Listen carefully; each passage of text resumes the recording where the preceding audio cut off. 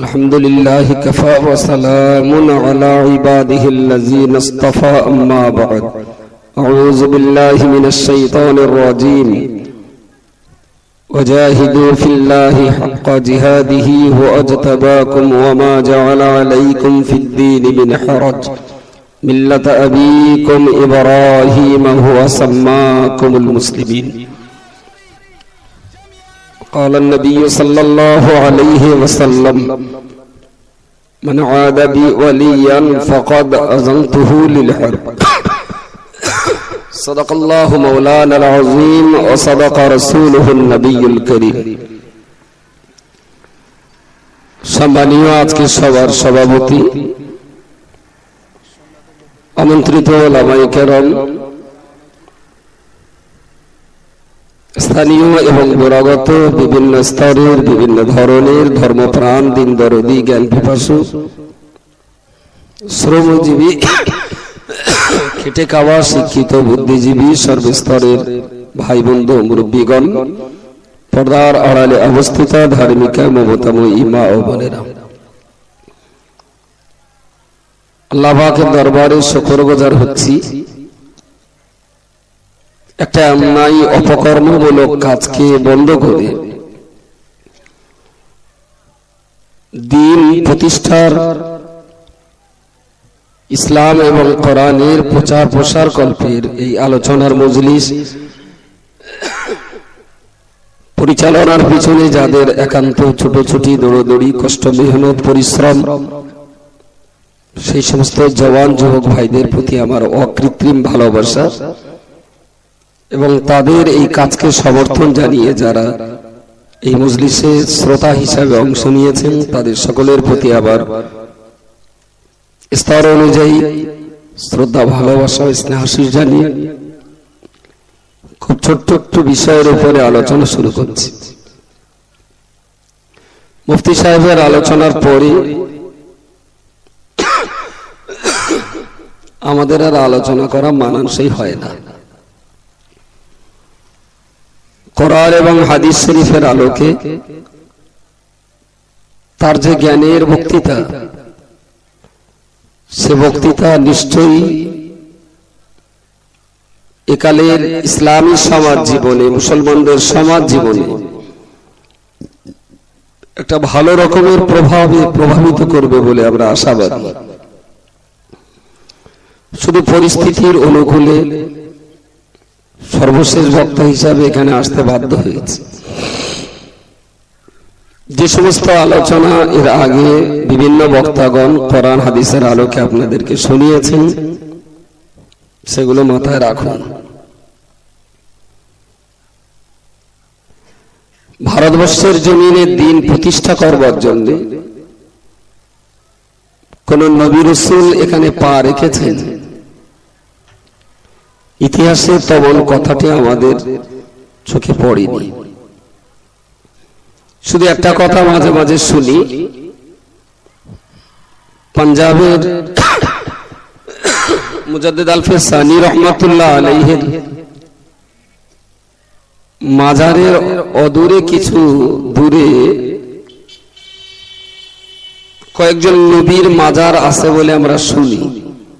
অনেকে তাদের মাজার শরীফও জিয়ারত করেছেন, কিন্তু অ্যাকচুয়াল এই নবীগণের কোন ইতিহাস তেমন উল্লেখযোগ্য কোন বইপত্র আমাদের চোখে এখনো পড়েনি।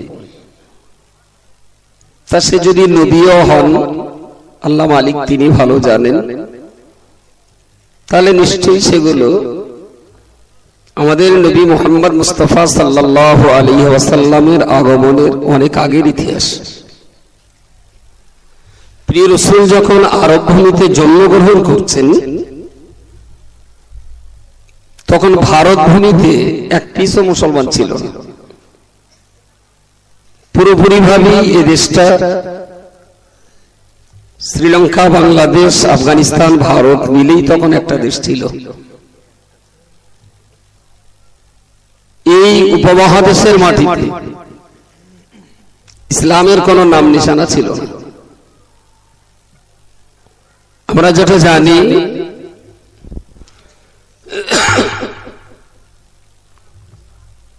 দিল্লি জামে মসজিদে প্রিয় নবীর একটা পায়ের ছাপ আছে। তবে ঐতিহাসিক প্রেক্ষাপটে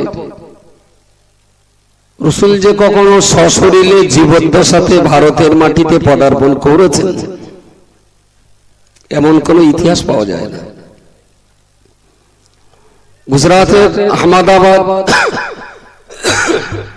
শাহ আলম শাহে আলম রহমতুল্লাহ আলাইহির মাজার শরীফেও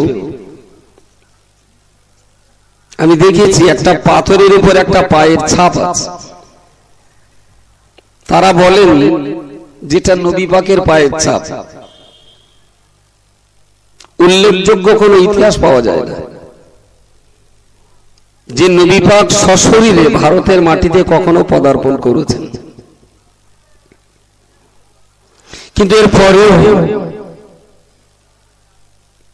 ভারতবর্ষের মতো জায়গায় যেখানে 110 কোটি মানুষের বাস, সেখানে 20 কোটি মুসলমানের আবির্ভাব হলো কিভাবে? ইসলাম প্রচারের গুরু দায়িত্ব পালন করেছিলেন তো নবী মুহাম্মদ মুস্তাফা সাল্লাল্লাহু আলাইহি ওয়াসাল্লাম। তিনি তো 570 খ্রিস্টাব্দে জন্ম নিয়ে 40 বছর বয়সে প্রথম ইসলামের দাওয়াত দিলেন, লা ইলাহা ইল্লাল্লাহ মুহাম্মাদুর রাসূলুল্লাহ। তিনি তার জীবনে Mecca, Medina, Hejaz, Taif, Syria, Jeddah, Riyadh এই অঞ্চলের ভিতরে ইসলাম প্রতিষ্ঠিত করতে করতে তিনি আমাদের কাছ থেকে বিদায় হলেন।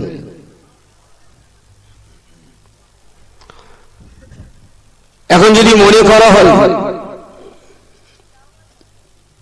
যে নবী মুহাম্মদ সাল্লাল্লাহু আলাইহি ওয়াসাল্লাম কবরে মরে মাটি হয়ে গেছে, আত-তাহিয়াতু লিল্লাহি ওয়াস-সালাওয়াতু আত-তাইয়্যিবাতু আসসালামু আলাইকা আইয়ুহান নাবিয়্যু, আসসালামু আলাইকা আইয়ুহান নাবিয়্যু, এই শব্দটা তাহলে নামাজের আত-তাহিয়াতু থেকে বাদ দিতে হবে। নবী যদি মরে মাটি হয়ে যায় তাহলে আসসালামু আলাইকা আইয়ুহান নাবিয়্যু এই কথাটা বলার প্রয়োজন নেই, ওটা তুলে দেওয়া দরকার। নবী যারা বলেন নবী মরে মাটি হয়ে গেছে, তাহলে রাসূলুল্লাহর মাজার মুকদ্দাসের ধারে দাঁড়িয়ে আসসালাতু আসসালামু আলাইকা ইয়া রাসূলুল্লাহ, আসসালাতু আসসালামু আলাইকা ইয়া হাবিবাল্লাহ, আসসালাতু আসসালামু আলাইকা ইয়া খায়রা খালকিল্লাহ, আসসালাতু আসসালামু আলাইকা ইয়া নবিয়াল্লাহ, এই কথাগুলো তাহলে আর বলার দরকার নেই। প্রিয় নবী মরে যদি মাটি হয়ে যায় তাহলে 20 শতাব্দীর 3 দশক পরে যখন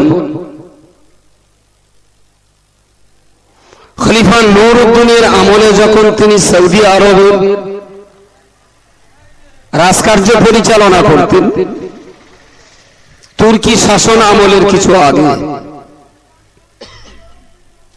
ইহুদিরা চক্রান্ত করে রাসূলুল্লাহর মাজার মুকদ্দাস থেকে তার লাশ মোবারক চুরির ষড়যন্ত্র করেছিল। ইতিহাস প্রসিদ্ধ এই ঘটনা। প্রিয় নবীর দুইজন সাহাবী জাবির বিন আব্দুল্লাহ, হুযায়ফাতুল ইয়ামানী ফরাত নদীর তীরে যাদের মাজার ছিল, কবরের ধারের মাটি ভাঙতে ভাঙতে ভাঙতে ভাঙতে নদীর পানির রস কবরে পৌঁছে গেল। বাদশাকে স্বপ্ন দেখালেন, দেখলেন বাদশা যে দুইজন সাহাবী আছেন, তাদের কবরে পানি উঠছে। পৃথিবীর লক্ষ লক্ষ মানুষের তারা দেখেছিলেন 1350 বছর আগে যাদের কবর দেওয়া হয়েছিল, হুযায়ফাতুল ইয়ামানি এবং জাবির বিন আব্দুল্লাহ রাদিয়াল্লাহু আনহুর লাশ মোবারক 1300 বছর পরেও সম্পূর্ণ অবিকৃত, সম্পূর্ণ টাটকা অবস্থাতেই নদীর তীর থেকে তাদেরকে ওখান থেকে তুলে অন্যত্র কবরস্থানে দাফন করা হয়েছিল। জোরে বলুন সুবহানাল্লাহ। যে নবীর ঈমানি আহ্বানে সাড়া দিয়ে, যে নবীর ঈমানি চেতনায় উদ্বুদ্ধ হয়ে লাব্বাইক বলার কারণে জাবির বিন আব্দুল্লাহর হুযায়ফাতুল ইয়ামানির লাশ 1300 বছরে কবরের মাটি খেয়ে ফেলতে পারেনি, সেই নবী কবরে মরে মাটি হয়ে গেছে। আমার মনে হয় এটা নরেন্দ্র মোদীর মতন মানুষের পক্ষেও বলা সম্ভব নয়, যারা বলেছেন নরেন্দ্র মোদীর চাইতেও জঘন্যতম নিকৃষ্ট প্রাণী তারা। আমি কখনোই একথা বলতে পারি না। ইহুদিরা যখন লাশ চুরি করার চক্রান্ত করতে গিয়ে ধরা পড়ল, 25 ফুট ডিপ করে রাসূলুল্লাহর মাজারের চতুর্দিকে শীষে গালিয়ে পাত তৈরি দিয়ে, লোহার পাত দিয়ে প্রিয় নবীর মাজারের চতুর্দিকটা সৌদি গভর্নমেন্ট ঘিরে দিয়েছিল, যাতে অদূর ভবিষ্যতে কোনোদিন নবীর লাশ মোবারক চুরির চক্রান্ত কেউ সফল হতে না পারে। কিন্তু জ্বলন্ত ইতিহাস, লক্ষ লক্ষ মানুষ দেখেছেন। সামিতু ওয়াজিবু, নবী বলেছেন আমার ওফাতের পরেও কেউ যদি আমার প্রতি সালাম পড়ে, শুয়ে হোক, বসে হোক, দাঁড়িয়ে হোক, আমার মাজারের কাছেই হোক আর দূরেই হোক, যারা নবীর উপরে সালাম পড়ে, সামিতু ওয়াজিবু, হুজুর বলেছেন আমি তাদের সালাম শুনতে পাই এবং শুনতে পাবো, এবং তাদের সালামের জবাব আমি রাসূল কবরের ভিতর থেকেই দিতে থাকবো। এই নবী মরে মাটি হয়ে যাওয়াটা জঘন্যতম অন্যায় এবং অপকর্মের কথা।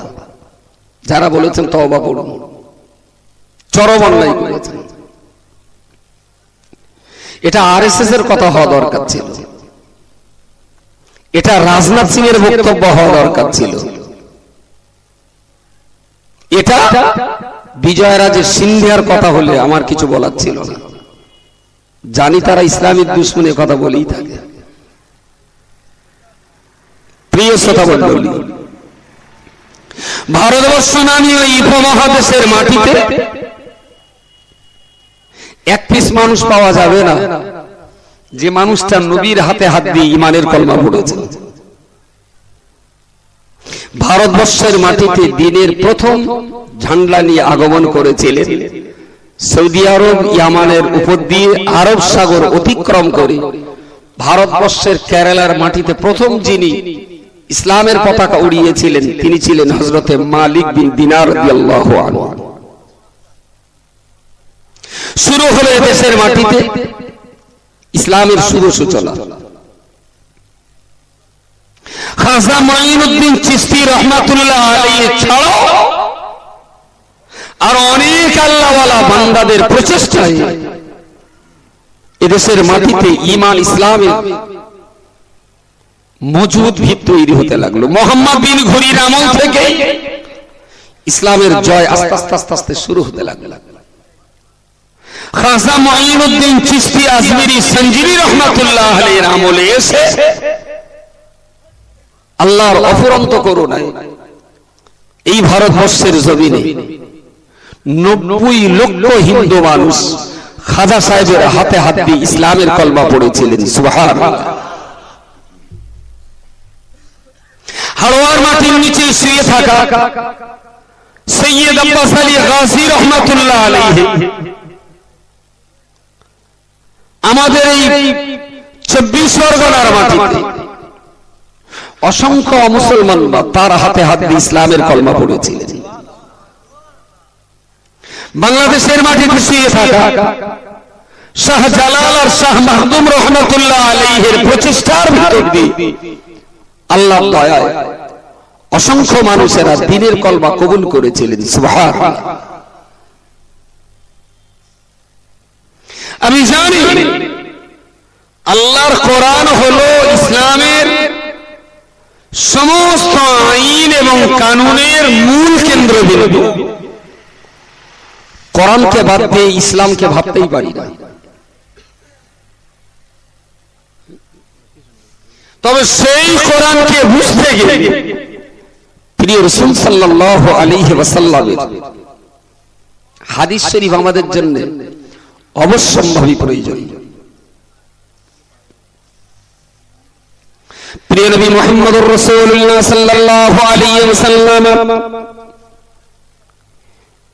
তিনি তার জীবনের বিদায় হজ্জের সময়তে সাহাবীদেরকে যখন লক্ষ্য করে বললেন, এ আমার প্রিয় সাহাবী, আল ইয়াওমা আকমালতু লাকুম দীনাকুম, আজকের দিনেতে আল্লাহ পাক রব্বুল আলামিন ইসলাম ধর্মকে পরিপূর্ণ করে দিলেন। ওয়া আতমামতু আলাইকুম নি'মাতি, আল্লাহ পাকের নিয়ামত ইসলাম ধর্মটাকে আমার আল্লাহ পাক রব্বুল আলামিন আজকের দিনে সম্পূর্ণ করে দিলেন। ওয়ারাদিতু লাকুমুল ইসলাম দীনা, সঙ্গে আল্লাহ এটাও বলে দিলেন, হে পৃথিবীর মানব মণ্ডলী, ওয়ারাদিতু লাকুমুল ইসলাম দীনা, তোমাদের জন্য ইসলাম নামীয় যে জীবন ব্যবস্থা পাঠিয়ে দেওয়া হয়েছে, ওয়ারাদিতু, আমি আল্লাহ পাক যে ইসলাম তোমাদের জন্য দিয়ে দিলাম, এই ইসলামের প্রত্যেকটা আইন কানুন নীতি নৈতিকতা আদেশ নিষেধগুলোকে আমি আল্লাহ সন্তুষ্ট হয়ে তোমাদিগকে দিয়ে দিলাম। আমি খুব সন্তুষ্ট চিত্তে দিয়েছি, রাগ ঝাল করে দেইনি, তোমাদের কষ্টের জন্য দেইনি, শান্তির জন্য দিয়েছি, তোমাদের বিপদের জন্য দেইনি, বিপদ থেকে উদ্ধার করার জন্য দিয়েছি, তোমাদের কান্নার জন্য দিইনি, হাসাবার জন্য দিয়েছি, ক্ষতি করার জন্য ইসলাম দেইনি, ক্ষতির হাত থেকে বাঁচবার জন্য ইসলামকে দিয়েছি। ওয়ারাদিতু, আমি আল্লাহ এতে সন্তুষ্ট আছি, তোমরাও আমার ইসলামের উপরে সন্তুষ্ট হয়ে যাও। আমি খুব সন্তুষ্ট চিত্তে দিয়েছি, তোমরাও এটাকে সন্তুষ্ট চিত্তে নিয়ে নিও। ও আল্লাহর প্রিয় বান্দা, মনে রাখো না, সাহাবী হুজুরগণ এই কথা শোনার সঙ্গে সঙ্গে তার আনন্দে আত্মহারা হলো, প্রচন্ডভাবে তারা আনন্দের সাগরে ডুবে গেল। কিন্তু এই কথা শোনার সঙ্গে সঙ্গে নবী পাকের প্রিয় সাহাবী আবু বকর রাদিয়াল্লাহু তাআলা আনহু তিনি একটা গোপন জায়গায় প্রচন্ডভাবে কান্নায় ভেঙে পড়লেন। সাহাবীগণ আরজ করে বললেন, ও সিদ্দিক, একবার বলুন, আজকে বিদায় হজ্জের সময়তে সবাই যখন আনন্দ অশ্রু জড়িয়ে আল্লাহর কাছে ফরিয়াদ করছেন, আপনি কেন দুঃখের কান্না তখন ভেঙে পড়লেন? আবু বকর রাদিয়াল্লাহু আনহু বললেন, ইসলাম পরিপূর্ণ হয়ে গেছে, ইসলামকে আল্লাহ সুসম্পন্ন করে দিয়েছেন, আল্লাহর নিয়ামতকে আল্লাহ কমপ্লিট করে দিয়েছেন, তাই আমি আবু বকর কান্নাকাটি করছি। সমস্ত সাহাবীগণ রাসূলুল্লাহর কাছে নালিশ জানিয়ে বললেন, ইসলাম পরিপূর্ণ হওয়ার কারণে আমরা সবাই যখন আনন্দে আত্মহারা, আপনারা প্রিয় সাহাবী আবু বকর তখন কান্নায় ভেঙে পড়েছেন। রাসূল আবু বকরকে ডাকলেন, আবু বকরের চোখে মুখে কান্নার ছাপ। হুজুর ডেকে বললেন, তুমি কাঁদছো?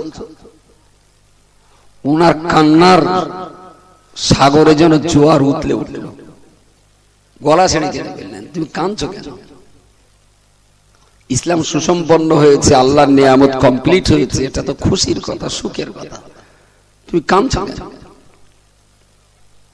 আবু বকর রাদিয়াল্লাহু তাআলা আনহু বললেন, ইয়া রাসূলুল্লাহ, ইয়া হাবিবাল্লাহ, ইসলামের আইন কানুন নীতি নৈতিকতা এসব কিছুকে আল্লাহ সম্পূর্ণ করে দিয়েছেন। ইসলামের বিধানকে আল্লাহ পরিপূর্ণ করে দিয়েছেন। ইসলামের ভিতরে আর কোনো অভাব থাকলো না। এই কথাটার বাহ্যিকভাবে যেমন আমাদের জন্য আনন্দদায়ক, এর উল্টো দিকে আভ্যন্তরীণ একটা দিক রয়েছে, যে দিকটা মনে পড়বার কারণে আমি আবু বকর না খেদিত কখনো থাকতে পারি না। ইয়া রাসূলুল্লাহ, ইয়া হাবিবাল্লাহ, হুজুর, আমার আল্লাহ পাক রব্বুল আলামিন ইসলামের প্রচার প্রসার ঘটাবার জন্য আল্লাহ আপনাকে দ্বীনের দায়ী হিসাবে দুনিয়ার জমিনে পাঠিয়েছেন। সেই ইসলামের কাজ যখন সুসম্পন্ন হয়েছে, আমি আবু বকর বুঝতে পারছি আপনার কাজ যখন সুসম্পন্ন করা হয়ে গেছে, অকারণে বিনা প্রয়োজনে আল্লাহ পাক দুনিয়ার জমিনে আপনাকে আর রাখবেন না। ইসলামের কাজ সুসম্পন্ন হয়ে গেছে মানে একাধ বছরের ভিতরে সম্ভবত আপনি চলে যাবেন। ইসলামের কাজ শেষ হয়েছে মানে আপনারও দুনিয়ার কাজ শেষ হয়ে গেছে। সুতরাং অকারণে আল্লাহ আপনাকে আর পৃথিবীতে কেন রাখবেন? আপনার যে দায়িত্ব ছিল সেটা যখন শেষ হয়ে গেছে, সম্ভবত খুব তাড়াতাড়ি আল্লাহ আপনাকে তুলে দেবেন। ইয়া রাসূলুল্লাহ, আপনার অবর্তমানে আমাদের উপায় কি হবে? আমি সেই চিন্তায় কাঁদছি। হুজুর, ইসলাম সম্পূর্ণ হয়েছে, এটা আমাদের আনন্দের, কিন্তু আপনার অভাবটা আমাদের জন্য বড় বেদনার। কি হবে? সাহাবী হুযায়ফা রাদিয়াল্লাহু তাআলা আনহু বলেছিলেন, ইয়া রাসূলুল্লাহ, ইয়া হাবিবাল্লাহ, আন-নাসু ইয়াসআলুনা ইনদা রাসূলিল্লাহ সাল্লাল্লাহু আলাইহি ওয়াসাল্লাম ওয়া কুনতু আন-নাসু ইয়াসআলুনা ইনদা রাসূলিল্লাহ আনিল খায়রি ওয়া কুনতু আসআলুহু আনিশ শাররি মাখাফাতা আন ইউদরিকনি ফি যালিকা। আল্লাহ নবীর সাহাবী হুযায়ফা বললেন, ইয়া রাসূলুল্লাহ, বিভিন্ন মানুষেরা আপনার কাছে ভালো সম্পর্কে প্রশ্ন করে, কোন কাজ করলে তারা মন কান নেকিরের জবাব দিতে পারবে, কোন কাজ করলে তারা হাসরের মাঠে আল্লাহর আরশে জায়গা পাবে, কোন কাজ করলে তারা ডান হাতে আমলনামা পেয়ে যাবে, কোন কাজ করলে তারা বিদ্যুৎ গতিতে পুরসরাত পেরিয়ে যেতে পারবে, কোন কাজ করলে তারা আল্লাহর জান্নাতে প্রবেশ করতে পারবে।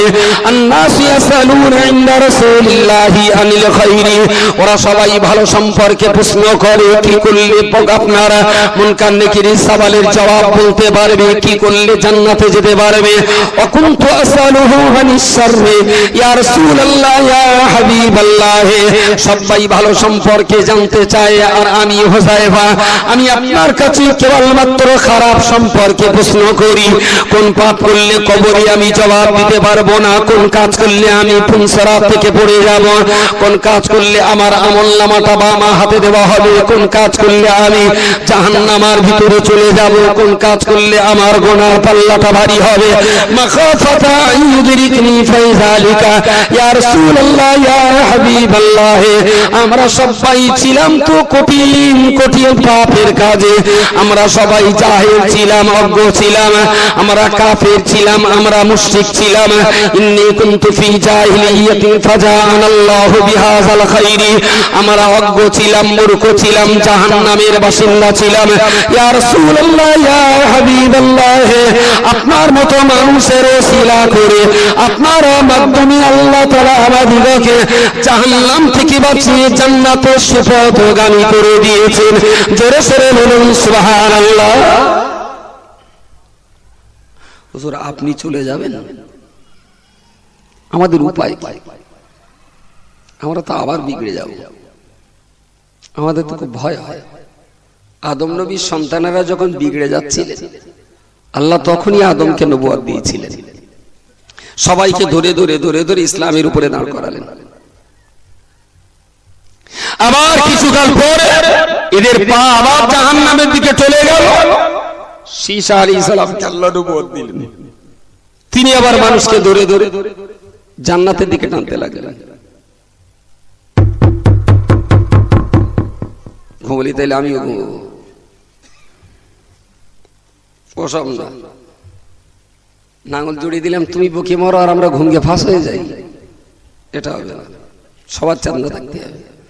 দুটো শুয়েছে, ওরকে বোঝার মতন ক্ষমতা নেই, আলহামদুলিল্লাহ, ওতে কোনো আমার টেনশন নেই। কলের ধারে আসবে অথচ কলসি খালি রেখে বাড়ি যাবে, চলবে না। মালা উল্টাও, আমি কিছু মাল ঢোকাবো। পেছনে কেউ ঘুমিয়ে আমার সঙ্গে বলে দেবেন, বেশিক্ষণ হবে না। আর আমিও আজকের এই জলসাটা এনে না, আমার 50 গ্রাম রক্ত শুকিয়ে গেছে। আমার দাওয়াত করেছে মাত্র 4 দিন আগে। আমার আজকে অ্যাকচুয়াল দাও একটা রায় গেছে আর একটা ডায়মন্ড হারবার। গত বছরের আগের বছরে দাওয়াত করে 8ই ফাল্গুন।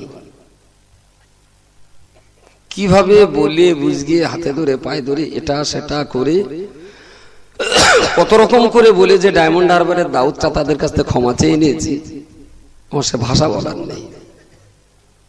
শুধু একটাই কারণে, যে অপকর্ম বন্ধ হয়েছে, যে কেউটি একবার মরে গেছে, সারা দেশের লোক আবার তারির মাথায় গোবর দিচ্ছে যাতে ঠেলে উঠতে পারে। এইটা হবে না, সালা ওর মাথায় ফলিডল ঢেলে দিয়ে হবে। যার জন্য অনেকটাই হাতে ধরে পায়ে ধরে অনুনয় বিনয় করে তাদের কাছ থেকে ছুটি নেওয়া। ফোনে সুইচ অফ করে দেয়নি, সেদিক দিয়ে নিশ্চিন্ত বলে বুঝিয়ে হাতে পায়ে ধরে কি করব। আর এতটা ক্ষতি স্বীকার করে আমি আসবো আর আপনারা ঘুমাবেন, এটা হবে না। তাকবীর দেন, যে কটা ঘুমোচ্ছে যেন একদম নারাই তাকবীর।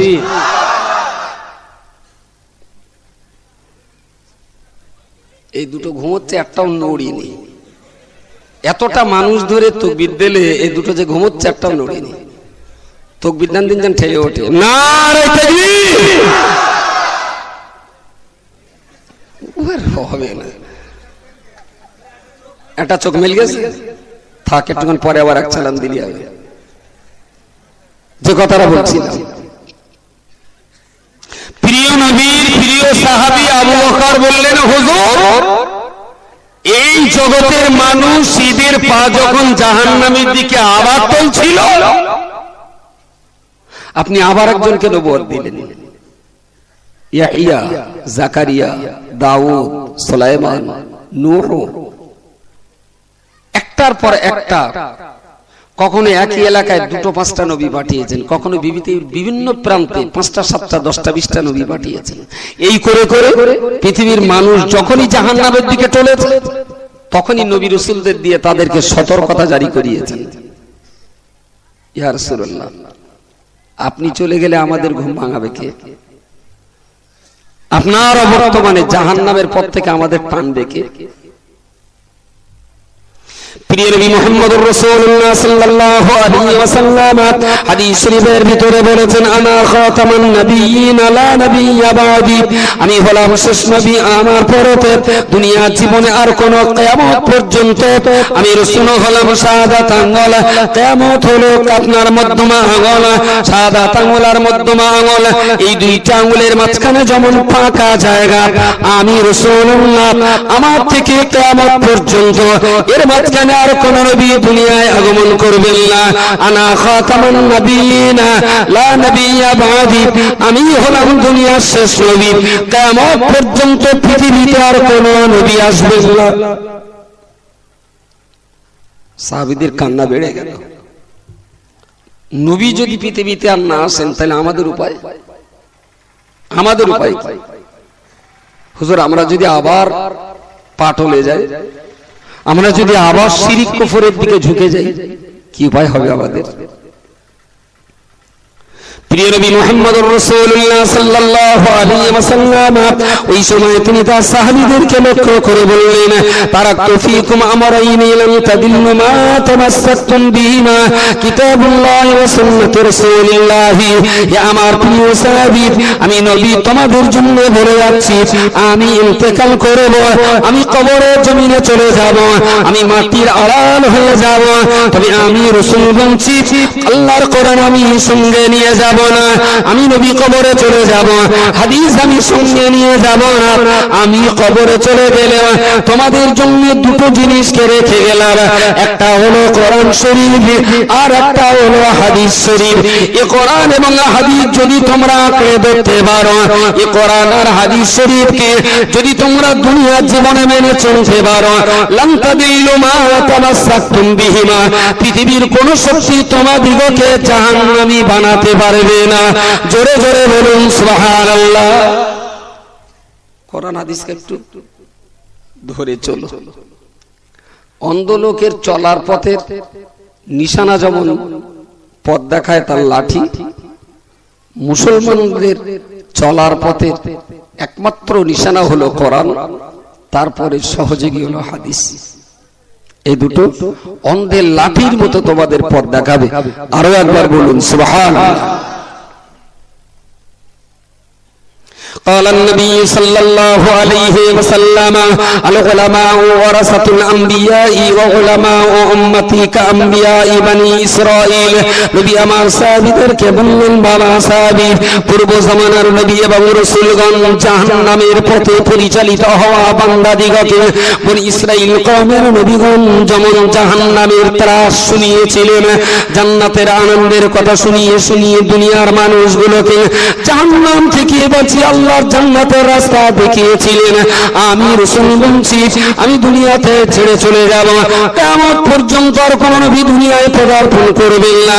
তবে আমি রাসূল বলছি, আল উলামা ওয়ারাসাতুল আম্বিয়া, কোরআন এবং হাদিস শরীফের জ্ঞান যারা বর্জন করেছেন তারাই হলেন আলেম।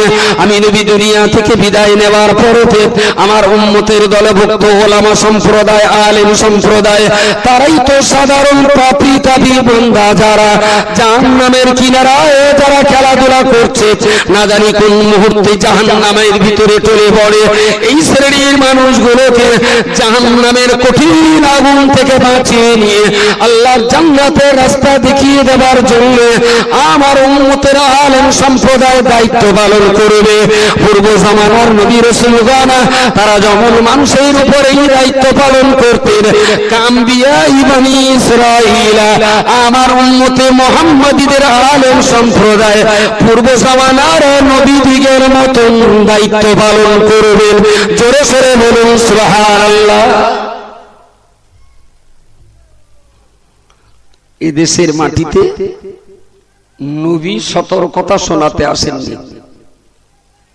এদেশের মানুষ যা ইসলাম পেয়েছে পীরের দ্বারায়, ওলিয়া উলিয়ার দ্বারায়, আলেমের দ্বারায়, গৌস কুতুবের দ্বারায়, সুফি দরবেশদের দ্বারায়, আল্লাহ ওয়ালা বান্দাদের দ্বারায় এদেশের মাটিতে ইসলাম প্রচার হয়েছে। আর আজকে যদি বলা হয় কোনো আলেম লাগবে না, পীর লাগবে না, সুফি লাগবে না, ইমাম লাগবে না, কিচ্ছু লাগবে না, তাহলে যার হাত ধরে তোর বাপ মুসলমান হলো তুই তার কোনো গুণগান করতে তার কথা তুই মনে রাখতে চাচ্ছিস নে। যার হাত ধরে তো সাইগুস্তি 14 বড় ইসলামের কলমা পড়লো সেই আলেম হাফেজ ইমাম পীরের তরিকত বুজুর্গানে দ্বীন যে সমস্ত আল্লাহ ওয়ালাদের জীবন উৎসর্গ করার বিনিময়ে এদেশের মাটিতে ইসলাম প্রচার হয়েছে, তাদের কারোকে মূল্য দেওয়া হবে না, তাদের কারো কথার দাম দেওয়া হবে না। কোন পীর লাগবে না, কোন ইমাম লাগবে না, কোন সুফি দরবেশ গৌস কুতুব লাগবে না।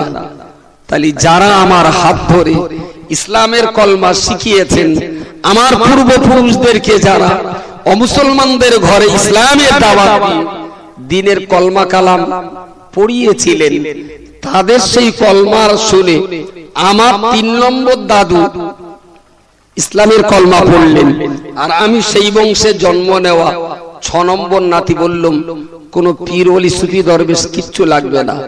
এত বড় বিশ্বাসঘাতক নেমক হারাম পৃথিবীতে আর একটা হয় বলে মনে হয়? আর নাহলে আমার বলুক যে আমার দাদু নবীর কাছ থেকে কলমা পড়েছিল, আমি কিচ্ছু বলবো না। আর নাহলে বলতে হবে যে আমার নানি মদিনায় গিয়ে মুহাম্মদ সাল্লাল্লাহু আলাইহি ওয়াসাল্লামের জ্যান্ত করে তুলে হাতে হাত দিয়ে কলমা পড়ে গেল, সেজন্য আমি করে পীর মানি না। নবীর কাছ থেকে তোর নানি কলমাটা পড়বে কি করে? তার আগে তুই তো নবীরে তো মাটি করেই ফেলেছিস।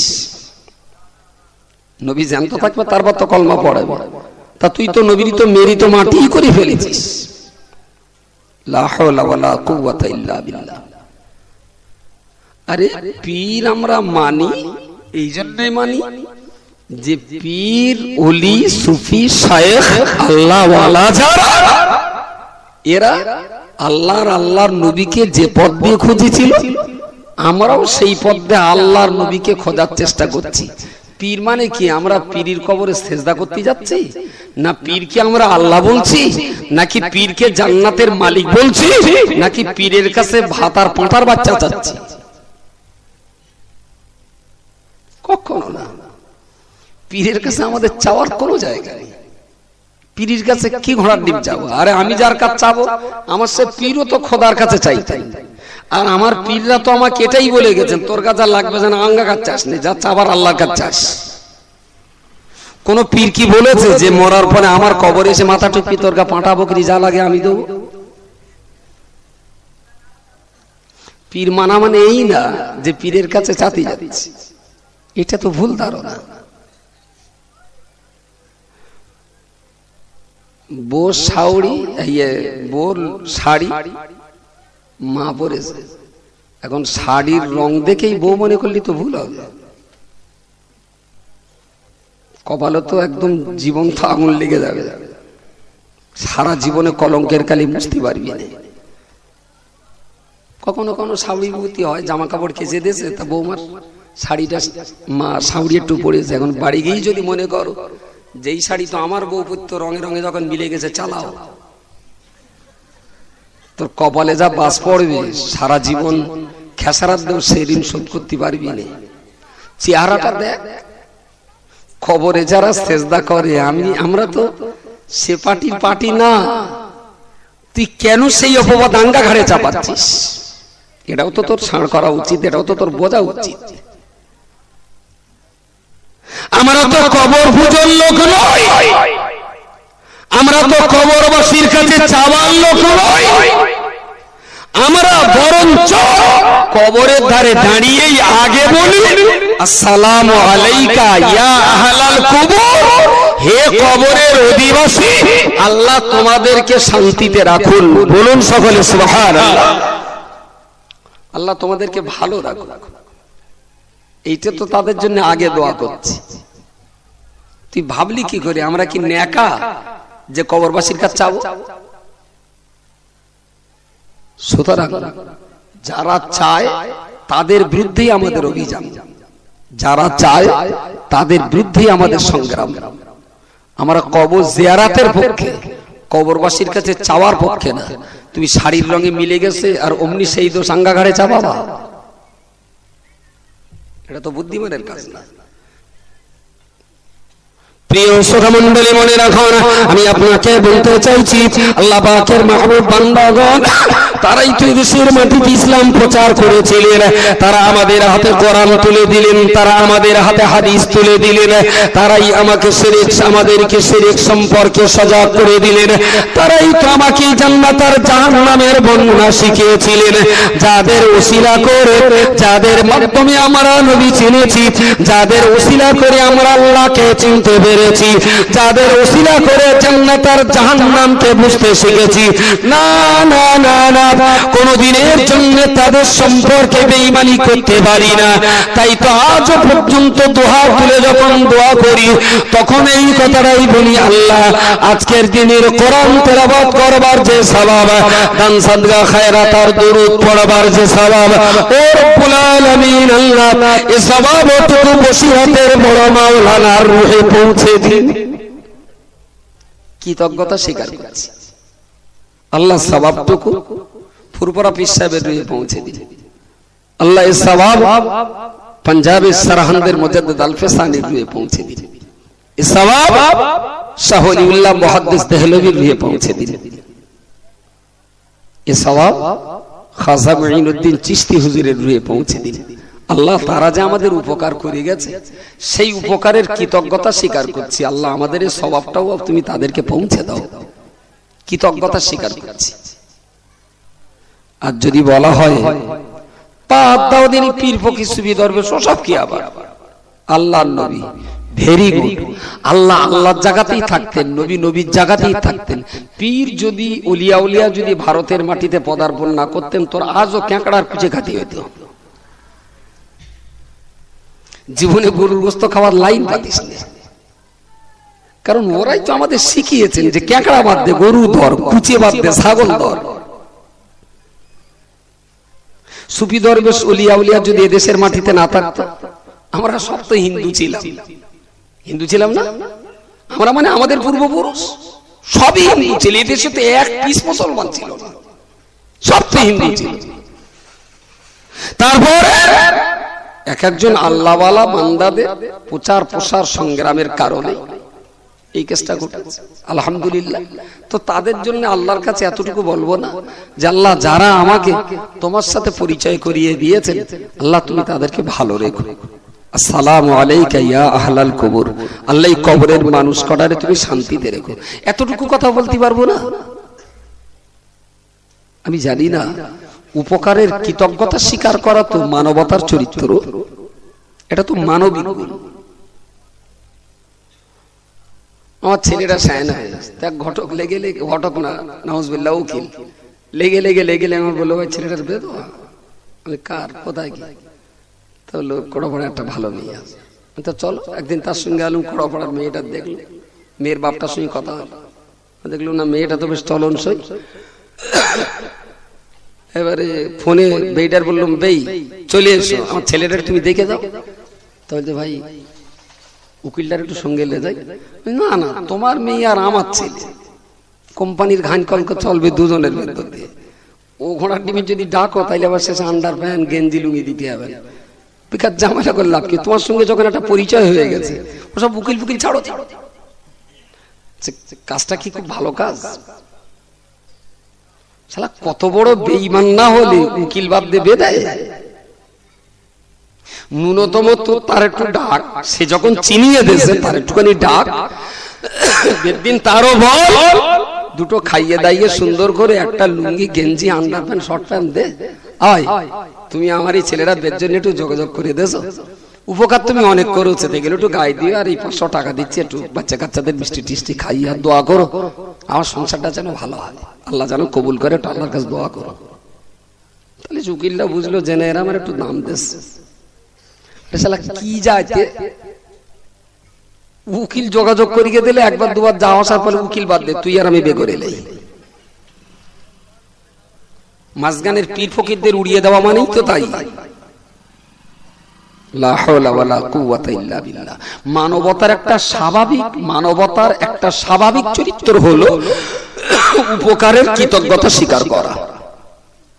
আমরা পীর মাশায়েখদের সেই কৃতজ্ঞতাটাই স্বীকার করছি, আর কিছু না। তাদের কাছে আমাদের চাওয়ার কিছু নেই, তবে তারা আমাদের জন্য হাদিস আর কোরআনের মূল ভিত্তির যে দাওয়াইগুলো দিয়ে গেছে, আলহামদুলিল্লাহ।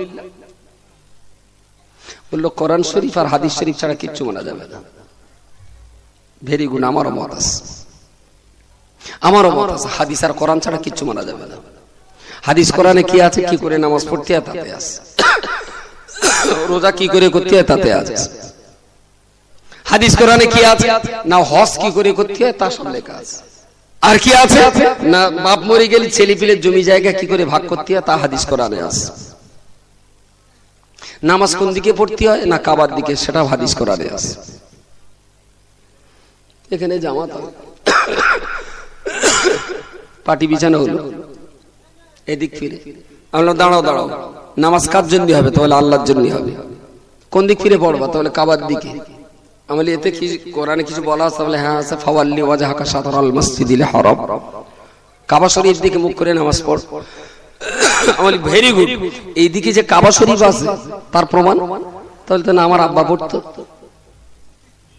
আমাদের এই দিকে যে কাবা শরীফ আছে তোমার বাপের প্রমাণ, তাহলে আমার দাদা পড়তো। আমলে এই দিক যে কাবা মনে করে তোমার দাদা নামাজ এই দিক ফিরে পড়তো, তারপরে বললো কেন আমার দাদার বাপ পড়তো। তাহলে বাপ দাদাদের বাদ দিয়ে কাবা ঠিক করা যাবে কি? তুই হাদিস আর কোরআন মেনেই নামাজ পড়, আমার কোনো দুঃখ নেই। তোর কিয়ামত পর্যন্ত টাইম দিলাম, কাবা যে এই দিকে আছে এইটা প্রমাণ করাবি বেলতলার মাটিতে দাঁড়িয়ে। বলবে কেন কম্পাস? কম্পাস তো নবী তৈরি করেননি, কম্পাস তৈরি করেছে তো তাতেও যারা তৈরি করেছেন যদি তাদের তৈরি করা কম্পাস মানতেই হয়, তাহলে হাদিস আর কোরআনের বিশরত ইমাম আর মুজতাহিদ মানতে তোমাদের এত পক্ষপাত হয় কেন? কম্পাস যারা আবিষ্কার করেছে তাদের মানতে যদি দোষ না হয়, তাহলে কোরআনের মুফাসসির আর হাদিসের মুহাদ্দিসদের মানতে এত দোষটা কিসের হয়? পাকামো করাও ভালো, তবে পোঙা পাকামো না করলেই ভালো হয়। এজন্য ইসলামটাকে নিয়ে একটা খেলনা মনে করা হচ্ছে। ভঙ্গিমাটাও যেন এমন যে আমরা ছাড়া আর কেউ হাদিস মানতে পারে না। আরে শাবাশ, মানো না হাদিস কোরআন মেনে নামাজটা পড়ো না, কোন দিক ফিরে পড়ো?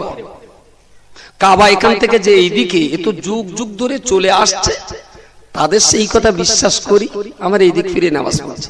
এখান থেকে চলে গেলুম সুন্দরবন, উঠলুম একটা টাওয়ারে, আকাশে প্রচন্ড মেঘ, ঠিক করতে পারছি। পুলিশের দিকে শুনতে আমি, দাদা পশ্চিম কোন দিক বলেন? তাহলে এইটা পূব আর এইটা পশ্চিম। আমি তাই, তা সেইভাবে নামাজ পড়লো। তাহলে আমি যে কাবার দিকে মুখ করে নামাজ পড়ছি, আমার পশ্চিম দিকটা বলেছে কেডা? গণেশ চ্যাটার্জি। ডাকবো আল্লাহ, আর কার কথায় কেবলা ঠিক করতে হচ্ছে? ইমাম বুখারী ডেকে আনো, যে একটু বলে দেখ যে পশ্চিমটা কোন দিক, তুমি একটু বলে দাও, তারপর নামাজ পড়তে হবে তোর। ওই কাবরার কথাই তুই নামাজ পড়লে হবে না, কারণ এটা তো হাদিসে নেই। এত সরল স্বাভাবিক জিনিসগুলো মাথায় ঢোকে না। আমরা হাদিস কোরআনের বিরোধী, লা হাওলা ওয়ালা কুওয়াতা ইল্লা বিল্লাহ। আরে হাদিস কোরআন মানতে গেলেই তো এই লোকগুলোর মানা ছাড়া কোনো তো লাইন পাচ্ছি না।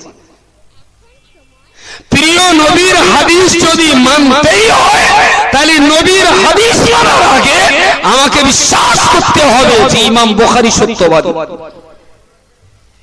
কারণ ইমাম বুখারী তো হাদিসগুলোকে এক জায়গায় করেছেন। যদি আমার সন্দেহ থাকে যে ইমাম বুখারী মিথ্যাবাদী, তাহলে তার সংকলন করা হাদিসে জাল থাকতেই পারে। তাহলে ইমাম বুখারীর জবানটাকে তো সত্যি বলে মানতেই হবে।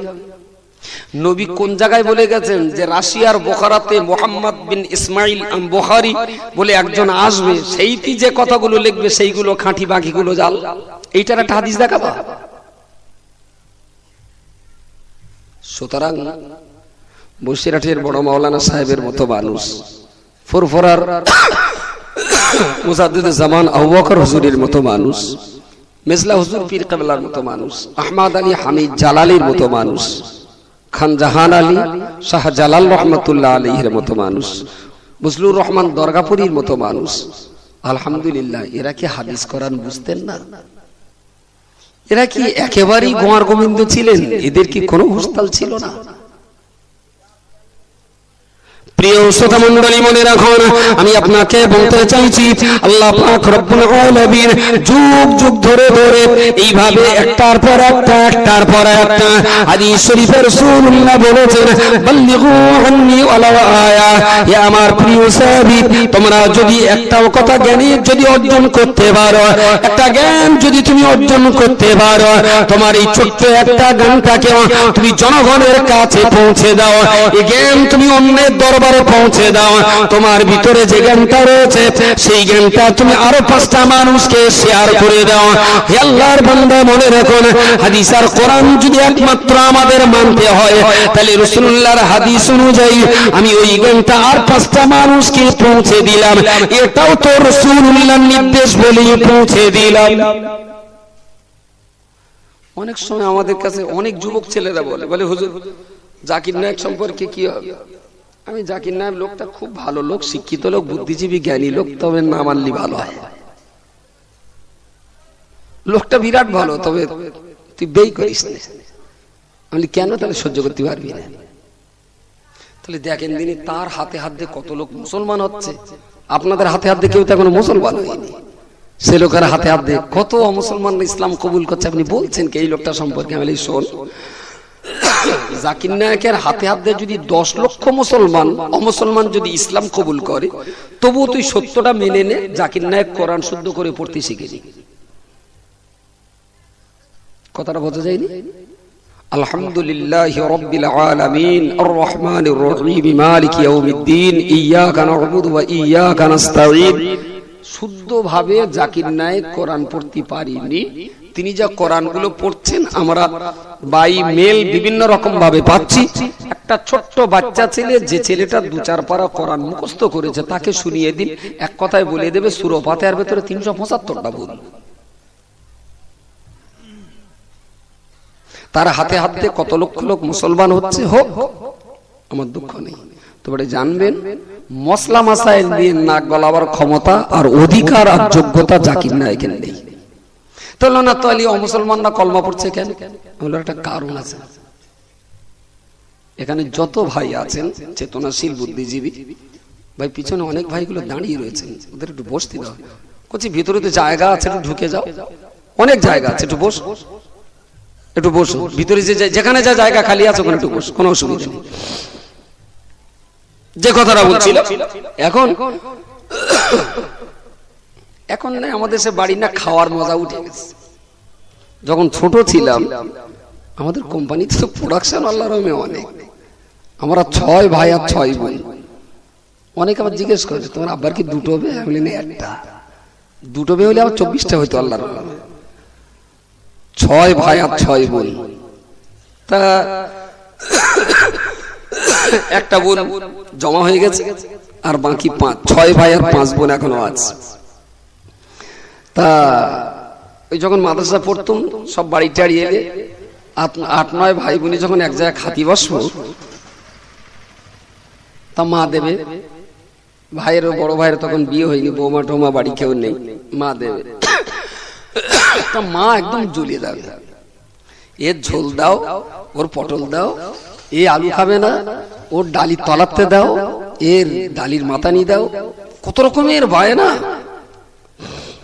তা মা ভাত বাটারা করছে, সব দিচ্ছে, আর আমরা সব গোল হয়ে বসে খাচ্ছি।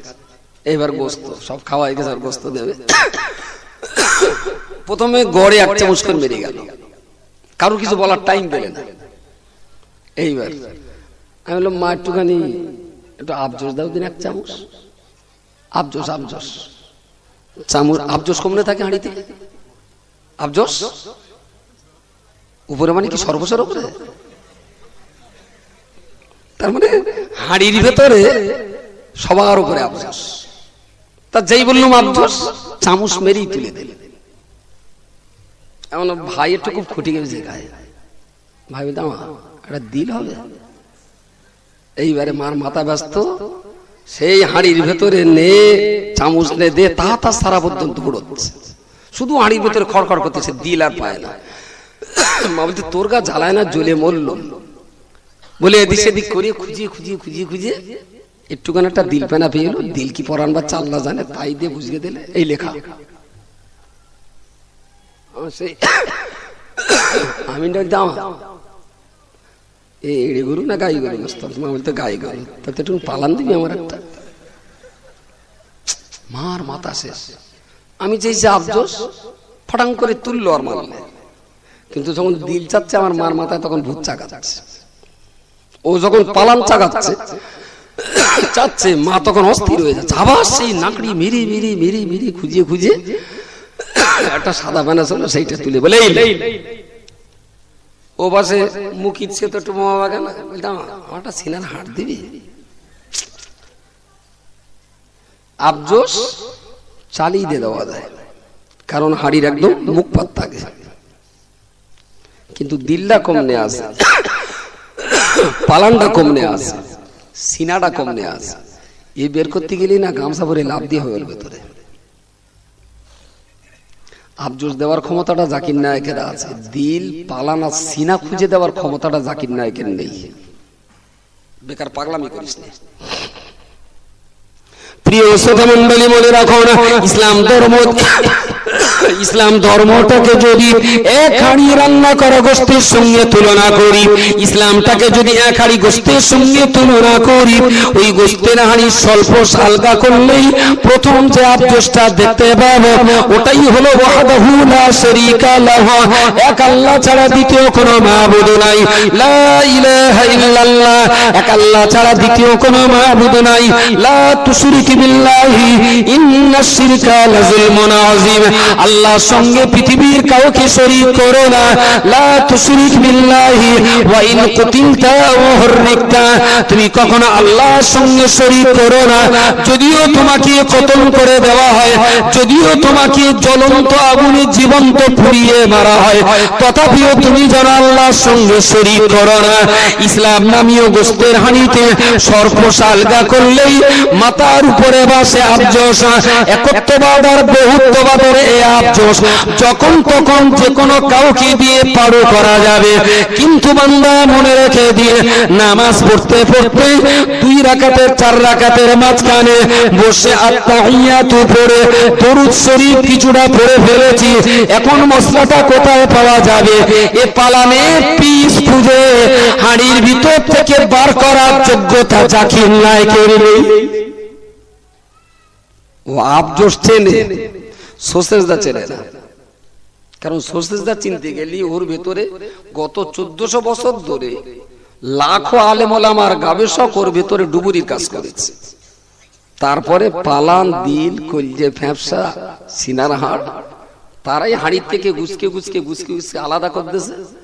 তোর নামাজ দরকার, এই নে পালান, তোর রোজার মশলা দরকার, এই নে সিনার হাড়, তুই হজে যাবি, এই নে চর্বির পিস। এই যে ভাগ করে করে সুন্দর করে মুসলিম জাতির কোরআন মানবার জন্য যে সুন্দর রাস্তা তৈরি করে দিয়েছেন, সেটা তো ইমাম মুজতাহিদ আর গবেষকদের কাজ। বলুন সকলে সুবহানাল্লাহ। গত 1300 বছর ধরে কোরআন এবং হাদিসকে গবেষণা করে করে যারা নামাজের মশলাগুলো খুঁজে আলাদা করে দিয়েছেন, হাদিস কোরআনের ভিতর থেকে যারা হজের মশলাগুলো খুঁজে আলাদা করে বই লিখলেন মানাসিকে হজ, যারা যাকাত ফিতরার মশলাগুলোকে খুঁটে খুঁটে আলাদা করে দিয়ে বললেন যাকাত ফিতরার বিস্তারিত মাসাইল, যারা মরণের পরে দাফন কিভাবে করতে হয় হাদিস কোরআন থেকেই কোরআনের আয়াত আর হাদিসগুলোকে খুঁটে খুঁটে আরেকটা কিতাব রচনা করে দিলেন যাকাত দাফন কাফনের বিস্তারিত মাসাইল। এদের সবাইকে বাদ দিয়ে যদি ডাইরেক্ট কোরআন আর হাদিস তুলে দেওয়া হয়, মানুষ কি ইসলাম মেনে চলতে পারবে? এখানে যত লোক আছে কসম খোদার করে বলছি, একটা দাউদ মেরে আইছি, দাঁড়ান কত দেশ এখন দেখা হয়, ফাঁকি দেশ আজকে তাও 2000 টাকা দেশ। এখানে যত লোক আছে বুখারী, মুসলিম, তিরমিজি, নাসাই, ইবনে মাজাহ, আবু দাউদ, 6টা হাদিসের কিতাব আর কোরআন শরীফ একটা, মোটামুটি 1000-500 টাকা হয়ে যাবে।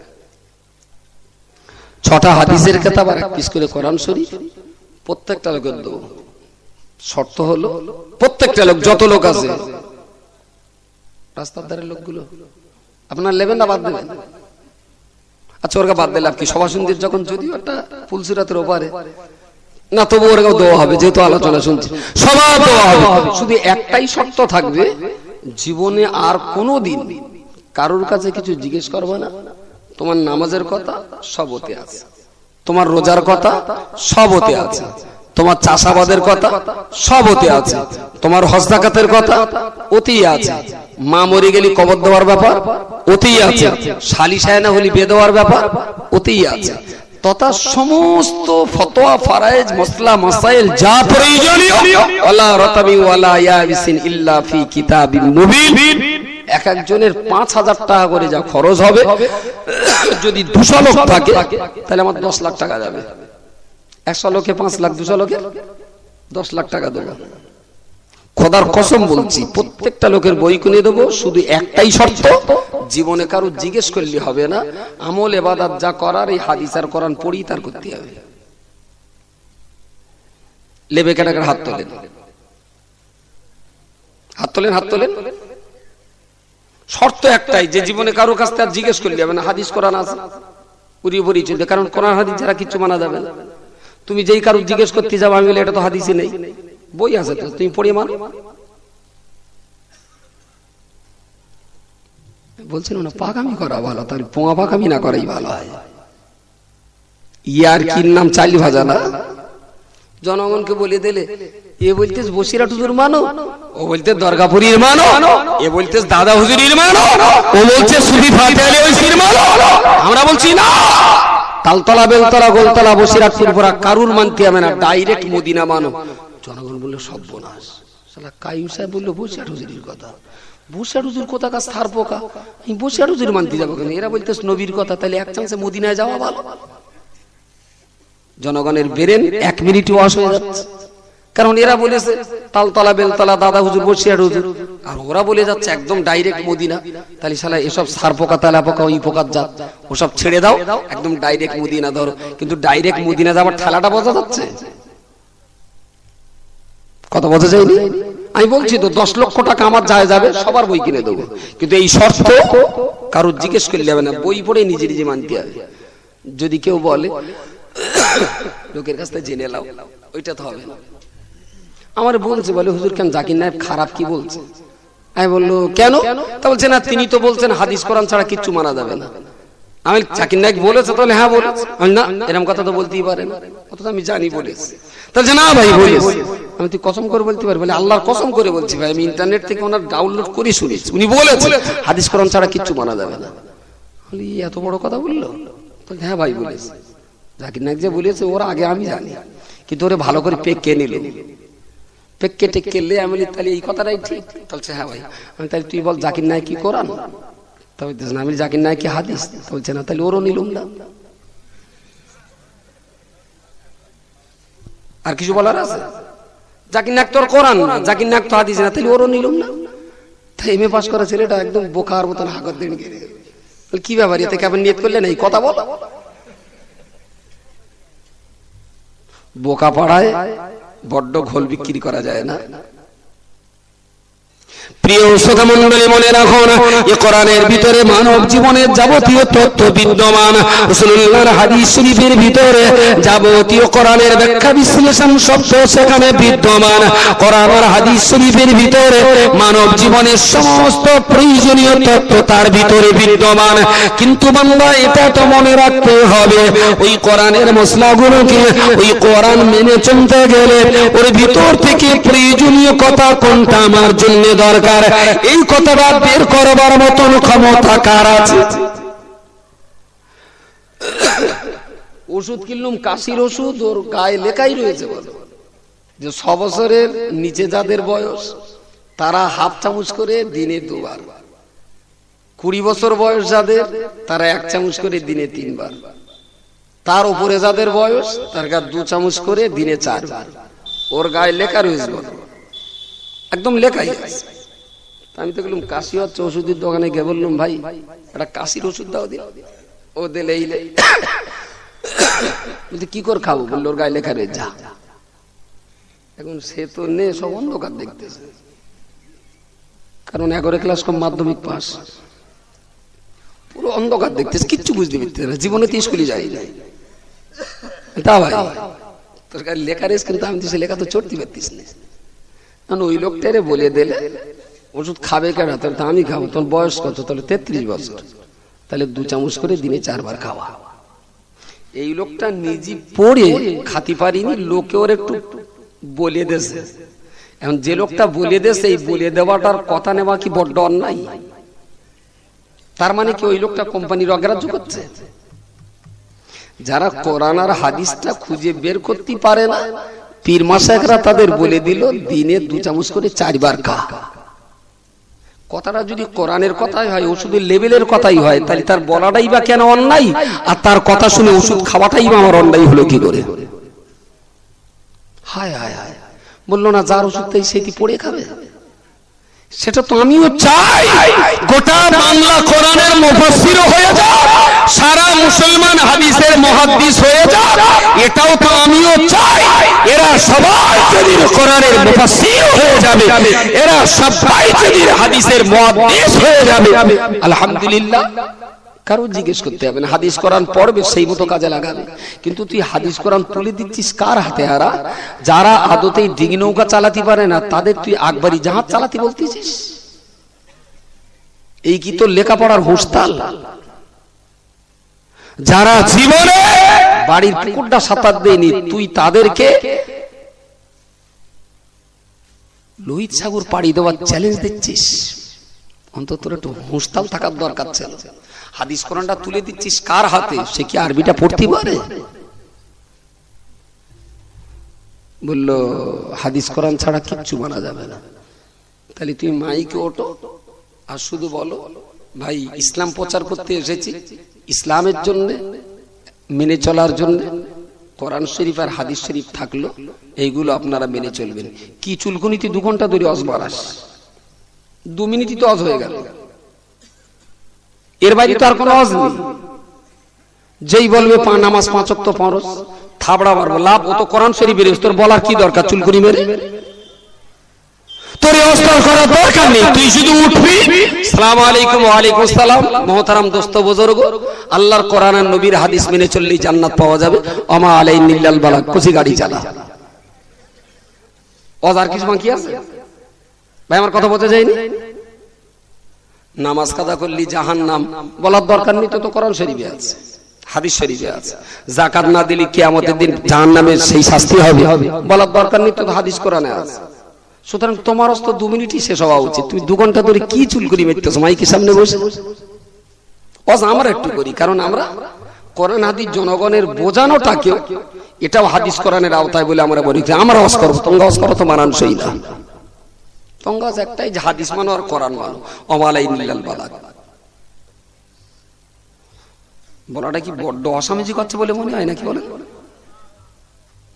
প্রিয় শ্রোতা মণ্ডলী, মনে রাখুন, আমি নিশ্চিত করে ভালো জানি আল্লাহর কোরআন আর নবীর হাদিস শরীফে যা কিছু বর্ণনা করা হয়েছে, এটা আমাদের ক্ষতির জন্য নয়, আমাদের বিপদের জন্য নয়, আমাদের অবনতির জন্য নয়। আল্লাহর কোরআন আর নবীর হাদিস ছাড়া আমরা শান্তি কখনো কল্পনা করতে পারি না, জাহান্নাম থেকে বাঁচবার কোনো রাস্তা পেতে পারি না, আল্লাহর জান্নাতে যাওয়ার কোনো উপায় আমরা করতে পারি না। কোরআন হাদিস তো আমাদের মাথার মনি, এই দুটোকে ইসলামী সাম্রাজ্য আমরা কল্পনা করতে পারি না।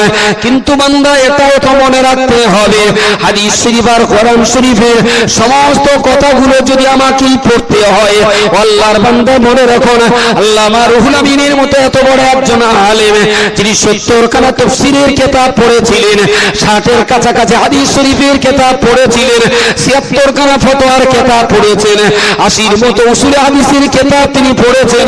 গোটা পশ্চিম বাংলার জমিনে এত অধিক পরিমাণে কিতাব পড়নেওয়ালা বান্দা দ্বিতীয় কোন মানুষকে খুঁজে পাওয়া বড় মুশকিল।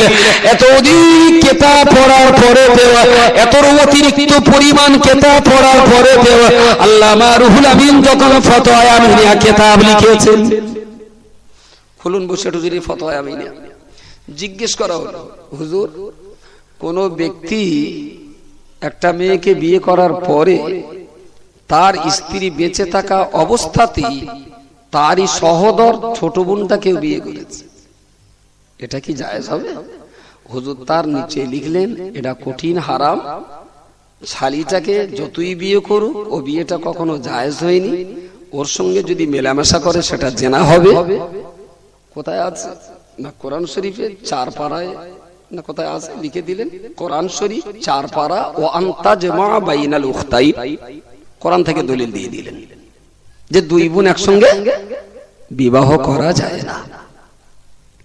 ভালো কথা।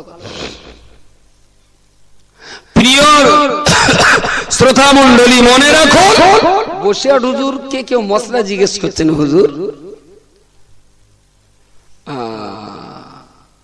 মায়ের বুকের দুধ কতদিন বাচ্চা খেতে পারে, কতদিন খেতে পারে? হামালাতুহু উম্মুহু ওয়াহানান আলা ওয়াহানিন ওয়া ফিসালুহু কোরআন শরীফ হাফেজ সাহেব কেউ নেই, হাফেজ সাহেব কেউ নেই এর ভিতরে, থাকলেই বলবে না। আচ্ছা যাক, কোরআন শরীফের এই আয়াতটায় বলা আছে, বসিরহাট হুজুর লিখে দিলেন যে একটা বাচ্চা তার মায়ের বুকের দুধ 2.5 বছর খেতে পারে, 2.5 বছর। তবে এই 2.5 বছরটা জ্যৈষ্ঠ, আষাঢ়, শ্রাবণ, ভাদ্র, আশ্বিন না, জানুয়ারি, ফেব্রুয়ারি, এপ্রিল, মার্চের 2.5 বছর না, মুহররম, সফর, রবিউল আউয়ালের 2.5 বছর। বোঝা যায়নি? আরবি বছর ইংরেজি আর বাংলার চাইতে 10 দিন কম হয়, কখনো 11 দিনের হয়, বেশিরভাগ ক্ষেত্রে 10 দিনের কম হয়। আরবি বছর অনুযায়ী একটা বাচ্চা তার মায়ের দুধ 2.5 বছর খেতে পারে। কোথায় আছে না কোরআন শরীফের এই জায়গাটায় আছে। আলহামদুলিল্লাহ, একদম ডাইরেক্ট কোরআনের দলিল। কখনো কখনো হুজুর জিজ্ঞেস করলেন যে আমি হসপাকে যে মাথাটা নেড়া হওয়ার পরে কোরবানি করব না কোরবানির করে মাথা নাড়া করব? উনি লিখে দিলেন কোরবানি করে তারপরে মাথা নাড়া হবে। বুখারী শরীফের এত পৃষ্ঠায় আছে। ভালো কথা, আগে দুটো দলিল দিলেন কোরআন শরীফ থেকে, পরে হজের মশলাটার দলিল দিলেন হাদিস শরীফ থেকে। এবারে জিজ্ঞেস করলেন কেউ, হুজুর নামাজে আসরের নামাজের 2 রাকাতে আত্তাহিয়াতু পড়ে দুরূদ শরীফ পড়ে প্রায় শেষ করে ফেলেছি, তখন মনে হচ্ছে যে আমি তো 2 রাকাতের বৈঠক, কি করব? হুজুর বললেন যে সঙ্গে সঙ্গে তাকবীর দিয়ে উঠে বাকি 2 রাকাত নামাজ শেষ করে আত্তাহিয়াতু পড়ে ডান দিকে সালাম ফিরে একটা সুজদা করে নাও। কোথায় আছে? ফতোয়া আলমগীরির এত পৃষ্ঠায় আছে। কেউ প্রশ্ন করলেন, হুজুর একটা খাসি, একটা মদ্দা ছাগল খাসি করা হয়নি, পাঁটা, এখন এই পাঁটা কি কোরবানিতে জবাই করা যাবে?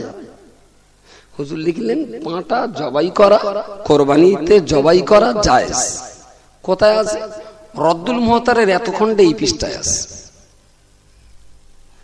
আচ্ছা, রুহুল আমিন সাহেব কি আক্কেল জ্ঞান কি শিশু ছিল বলে মনে হয়?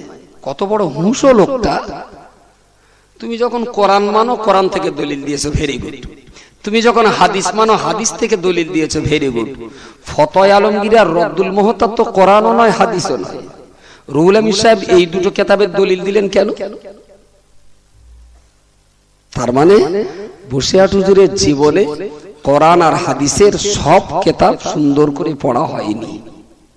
তাই বাদশা ঔরঙ্গজেব মোল্লা জিয়নের চেষ্টার ফসল বাদশা ঔরঙ্গজেবের আমলে 700 আলেমকে নিয়ে কোরআন আর হাদিসকে গবেষণা করে যে ফতোয়ার কিতাব রচনা করা হয়েছিল তারই নাম ফতোয়া আলমগীরি। যে মসলাটা বসিরহাট হুজুর পীর কেবলার মতো এত বড় একজন বিদগ্ধ পণ্ডিত হাদিস কোরআনের ভিতরে তিনি যে মসলাটা পাননি, সে মসলাটা তিনি ফতোয়া আলমগীরির কাছে আত্মসমর্পণ করেছেন। নারে তাকবীর, নারে তাকবীর। সরাসরি ফতোয়া আলমগীরির মসলাগুলো হাদিস আর কোরআন ভিত্তিক। দেখুন বসিরহাট হুজুর মানে পৃথিবীর সব কিতাব পড়া হয়ে গেছে, আমি এই মূর্খতায় বিশ্বাসী না। আমি এই মূর্খতায় বিশ্বাস না। আমাদের দেশের ভেতরে হুজুর আল্লাহ অনেক বড় বিজ্ঞ আলেম, আমরা তার পেশাবের ফোটার যোগ্যতা না। কিন্তু আপনি এইটা বোঝেন, দলিল তো সব হওয়া উচিত কোরআন থেকে আর হাদিস থেকে। বসিরহাট হুজুর কেন ফতোয়ার কিতাব থেকে দলিল দিলেন?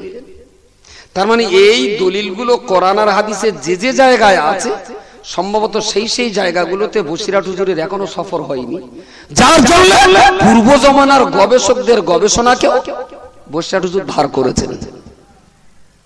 আপনি বলেন যে বসিরহাট হুজুরের মতো মানুষ তিনি, তাই কোন কোন মসলার ক্ষেত্রে, কোন কোন ফতোয়ার ক্ষেত্রে ডাইরেক্ট কোরআন আর হাদিস থেকে দলিল দিতে পারেননি, পূর্ব জমানার বিজ্ঞ আলেমদের কিতাব থেকে তিনি দলিল দিয়েছেন। আচ্ছা, বাদশা ঔরঙ্গজেব মোল্লা জিয়নের মতো মানুষ তারা যে মসলাগুলো দিয়ে গেছেন, তাদের এই মসলাগুলো কি হাদিস কোরআনের বাইরে বলে মনে হয়? বসিরহাট হুজুর সেই বিশ্বাস নিয়ে ফতোয়া আলমগীরির দলিল পেশ করেছেন। রদ্দুল মুহতার, দরুল মুখতার, কাজী খান, সাবি, এই সমস্ত বিশ্ববিখ্যাত ফতোয়ার কিতাবগুলোকে তিনি মূল্য দিয়েছেন। আচ্ছা, এই সমস্ত বিশ্ববিখ্যাত ফতোয়ার কিতাব যেগুলো সেগুলো তো হাদিস কোরআনকে বাদ দিয়ে তো জন্ম দেওয়া যায় না। সেও তো হাদিস কোরআনের আওতায় রেখেই সেই কিতাবের মশলাগুলো তারা লিখে গেছে।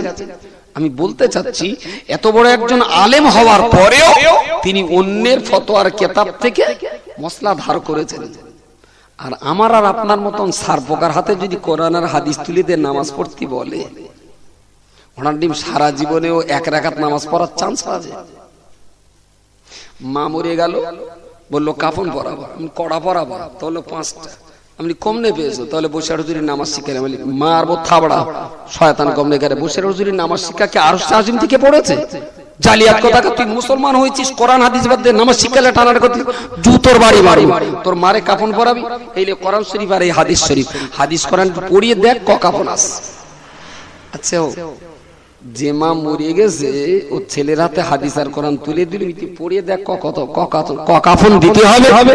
কোরআন হাদিস তো আছে, কাফনের সংখ্যা কত বড় দিতে হবে, কিভাবে দিতে হবে, সব বর্ণনা আছে। এখন ওই বর্ণনা ও পড়িয়ে কাফন বের করবে হাদিস থেকে, তারপর মার পরাবে। ও যেদিন মশলা খুঁজে পাবে সেদিন কি আর মা আসতো পাবে? কথা মাথায় ঢুকেনি? তাহলে আমি খুঁজতে পারিনি, আমার জ্ঞান নেই। আল্লামা রুহুল আমিন বলে দিলেন, বাবা তোমার যখন বয়স 33 বছর 4 চামচ করে 2 চামচ করে দিনে 4 বার খাও, এইটা রুহুল আমিনের বলা বড্ড অন্যায়। আর রুহুল আমিনের এই মশলাটা মেনে চলা বড্ড অন্যায়। লেবেলের গায়ে লেখা রয়েছে বলেই তো তিনি আমাকে এটা বলেছেন। আমি শেষ কথা বলছি, বিদায় নেব আপনাদের কাছ থেকে। আল্লাহর কাছে দোয়া চাওয়া, এমনি যারা ফকির মিসকিন যারা, আলহামদুলিল্লাহ আমাদের কাছে পয়সা চায়, দেখ ফকির এইভাবে এসে দাঁড়িয়ে বলল, কই 2 টাকা দাও দিন। বাবা শালা সুমন দিয়েছেন আমার কাছে দেরি কে দিল, আমি টাকা দাও দিন, তার মানে তাহলে আমি ফকির তুমি চেনো না, মাল ভালো। এত রাগ ধরে গেছে, বলি দেবো হেঁটুরি জুতোর বাড়ি।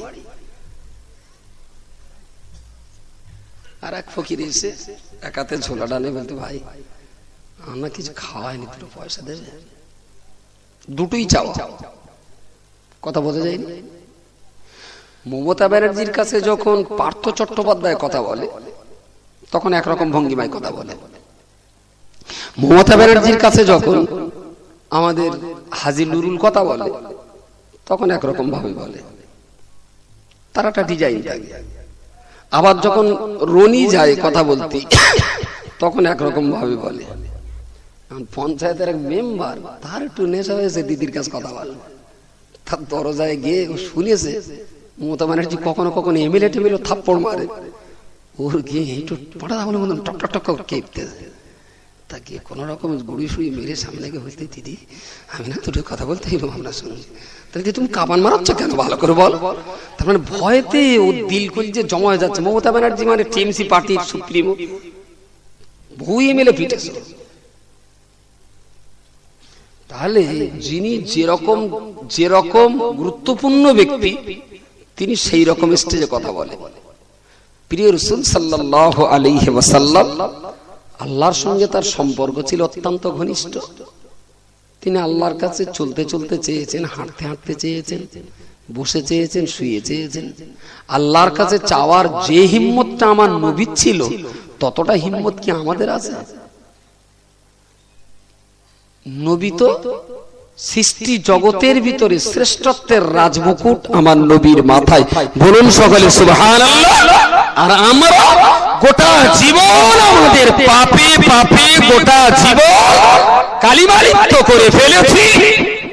খুব কাকুতি মিনতি করে ফকিরের মতন দুহাত তুলে বলছে, আল্লাহ আমাদের এই দাবিগুলো তুমি পূরণ করে দাও। এই ভিক্ষে চাওয়ার এই ভঙ্গিমায় 2টো হাত তোলা কি মহা অন্যায়? বলবেন হাদিস শরীফে নেই, হাত তোলাটা হাদিস শরীফে নেই। তার রাসূল পাক সাল্লাল্লাহু আলাইহি ওয়াসাল্লাম তিনি তো আল্লাহর একান্ত বন্ধু, তাই তার হাত তোলাটা হয়তো লাগেনি। তার হিম্মত, তার সাহস ছিল অনেক বেশি আল্লাহর কাছে। সেই তুলনায় আমরা তো একদম সার পোকা, উই পোকা। তা আমরা যদি হাত তোলার একটু ভঙ্গিমা করি, বলি যে আল্লাহ আমরা ফকিরের মতন ভঙ্গিমা করে 2টো হাত তুলেছি, তুমি একটু দাও। অজেব না, ফরজ না, আমরা সুন্নত বলিনি, শুধু ভঙ্গিমাটা দেখিয়েছি। যদি বলো না নবী হাত তুলিনি, তঙ্গাও তোলা যাবে না। যদি এইটাই হয় তাহলে আমার ঘুরে গিয়ে এটাই বলতে হবে, নবী ট্যাক্সি করে বে করতে যায়নি, তোর হেঁটে হেঁটে বে করতে যেতে হবে। নবী পাকের সাথে যখন মা খাদিজার বিয়ে হয়েছিল, ট্যাক্সি করে গেছিল ইঞ্জিন ভ্যানে? যারা বড্ড হাদিসের, যারা বড্ড নবী নবী করে পানায়, তারা তো বেশ ট্যাক্সি করবে করতে যাচ্ছে। প্রিয় শ্রোতা মণ্ডলী, মনে রাখুন, প্রিয় নবী মুহাম্মদুর রাসূলুল্লাহ সাল্লাল্লাহু আলাইহি ওয়াসাল্লাম, আমরা নিশ্চিত করে বলি, তার আদর্শ আমাদের জান্নাতের একমাত্র রাজপথ, তার চরিত্র আমাদের জান্নাতের একমাত্র রাজপথ। কিন্তু বাধ্য হয়ে পড়ি, রাসূল পাক সাল্লাল্লাহু আলাইহি ওয়াসাল্লাম তিনি মক্কা থেকে, মদিনা শরীফ থেকে মক্কা শরীফে হজ করতে গিয়েছিলেন। নবী তো উটের পিঠে করে হজ করতে গিয়েছিলেন। তুমি কেন এয়ারপোর্ট থেকে বিমানে হজ করতে যাবে? যদি নবীর মতো করি তোমাকে হজ করতে হয়, তাহলে অবশ্যই তো এখান থেকে উঠে করে হজ করা লাগবে। নবী তো জীবনে প্লেন হজ করি, তুমি প্লেন উঠতে যাচ্ছ কেন? রাজস্থান তুমি উঠানো, এই উঠি ওঠো। আলহামদুলিল্লাহ, উটের পিঠে যেতে যেতে যদি আল্লাহ ডেকে নেয়, তাহলে ওখানে তোমার আর উট দুটো কবর থাক, আর আমরা যাওয়ার সময় আবার জিয়ারত করলেও। সুতরাং পরিস্থিতি যখন বাধ্য করায়, পরিস্থিতি, এই যে 1.5 টাকার মেশিন আমরা সেলাই করা জামা গায়ে দিচ্ছি, 1.5 টাকা একটা ছোট চাকা একটা বড় চাকা। নবীর জমানায় কি 1.5 টাকা ছিল? যেই বলবে যে নবী ছাড়া অন্য কিছু মানা যায় না, মুখে মাইকটা কেড়ে নিতে হবে। নবী জীবনে মাইকে ওয়াজ করেনি, শোনার চাটা মুখী করো। নবী জীবনে মাইকে, তুই মাইকে করতে, তুই মুখে মুখে করো। আমরা পরিস্থিতির পরিপ্রেক্ষিতে কোরআন হাদিসের ইজ্জত সম্মানকে বাঁচিয়ে আমরা এগুলো মেনে নিয়েছি, আমরা মাইকি করি। তোমরা তো হাদিস কোরআন ছাড়া কিচ্ছু বানো না, হাদিসের কপিসটায় মাইকের কথাটা একটু বলবা। সুতরাং বোকা পাড়ায় যেন টাকা ভাঙানোর চক্রান্ত আর না হয়। যা হয়েছে ভালোই হয়েছে, আর যেন না হয়। একদম শেষ কথা বলে দিচ্ছি, গুলবেরেক কোন প্লাসদার তুলতে পারবে বলে আশা করা যায় না। ওই এর ভেতরে প্রচুর লোক আমি দেখতে পাচ্ছি যারা খেটে খাওয়া লোক, একদম দিন মজুরি লোক, মাঠে রোদি পুড়ে বৃষ্টিতে ভিজে, যাদের 100-150 টাকা রোজগার করতে হয়। আমি আপনাদের বলে দিচ্ছি, চিন্তার কোনো কারণ নেই, নো চিন্তা ডু ফুর্তি। আমারে 1030 টাকা দেন, 1030 ভ্যান ট্যান গুলো বেঁচে কিনে আমার 30,000 টাকা দেন, আপনার তামাম জীবন নয়, আপনার 14 পুষ্টির দায়িত্ব দিচ্ছি, পয়সার অভাব হবে না, 30,000 টাকা দেন। যদি বলেন কি করবা, আমি ভারতবর্ষের বিদেশ দপ্তর থেকে একটা পারমিশন বের করে দেবো, আর আপনার জন্য একটা লোহার পোশাক করে দেবো, নাকে একটা অক্সিজেন সিলিন্ডারের পাইপ দিয়ে দেবো, বডিতে একটা লোহার জামা পরিয়ে দেবো, আর আপনার পারমিশন করিয়ে নে লোহিত সাগর আর ইউফ্রেটিস সাগরের মাঝখানে নিয়ে দূরবীন ধরে দেখিয়ে দেবো, তুমি দেখতে পাবা 12-14 মাইল তলায়, ওর একদম অতল তলে, সেখানে শৈবাল, প্রবাল, পান্না, চুন্নি, মুক্ত, অনেক দামি দামি পাথর ওর নিচে পড়ে রয়েছে। দূরবীন ধরলে সব দেখা যায়।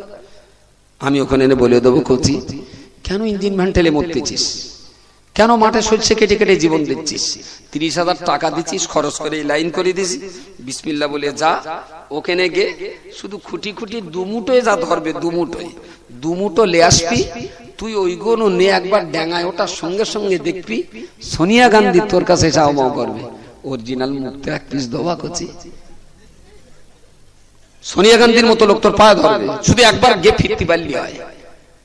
তা যেই দূরবীন ধরে দিস, বলতে ভাই মুক্তও তো আছে, হাঙরও দেখতে পাচ্ছি, আমি আর কি দেখতে পাচ্ছিস, তাহলে ওখানে শৈবাল প্রবাল পাহাড়ও আপনার পাথরও দেখতে পাচ্ছি, এক ভরির দাম 6.5 কোটি টাকা, সেই সঙ্গে তো জলস্থিও দেখতে পাচ্ছি।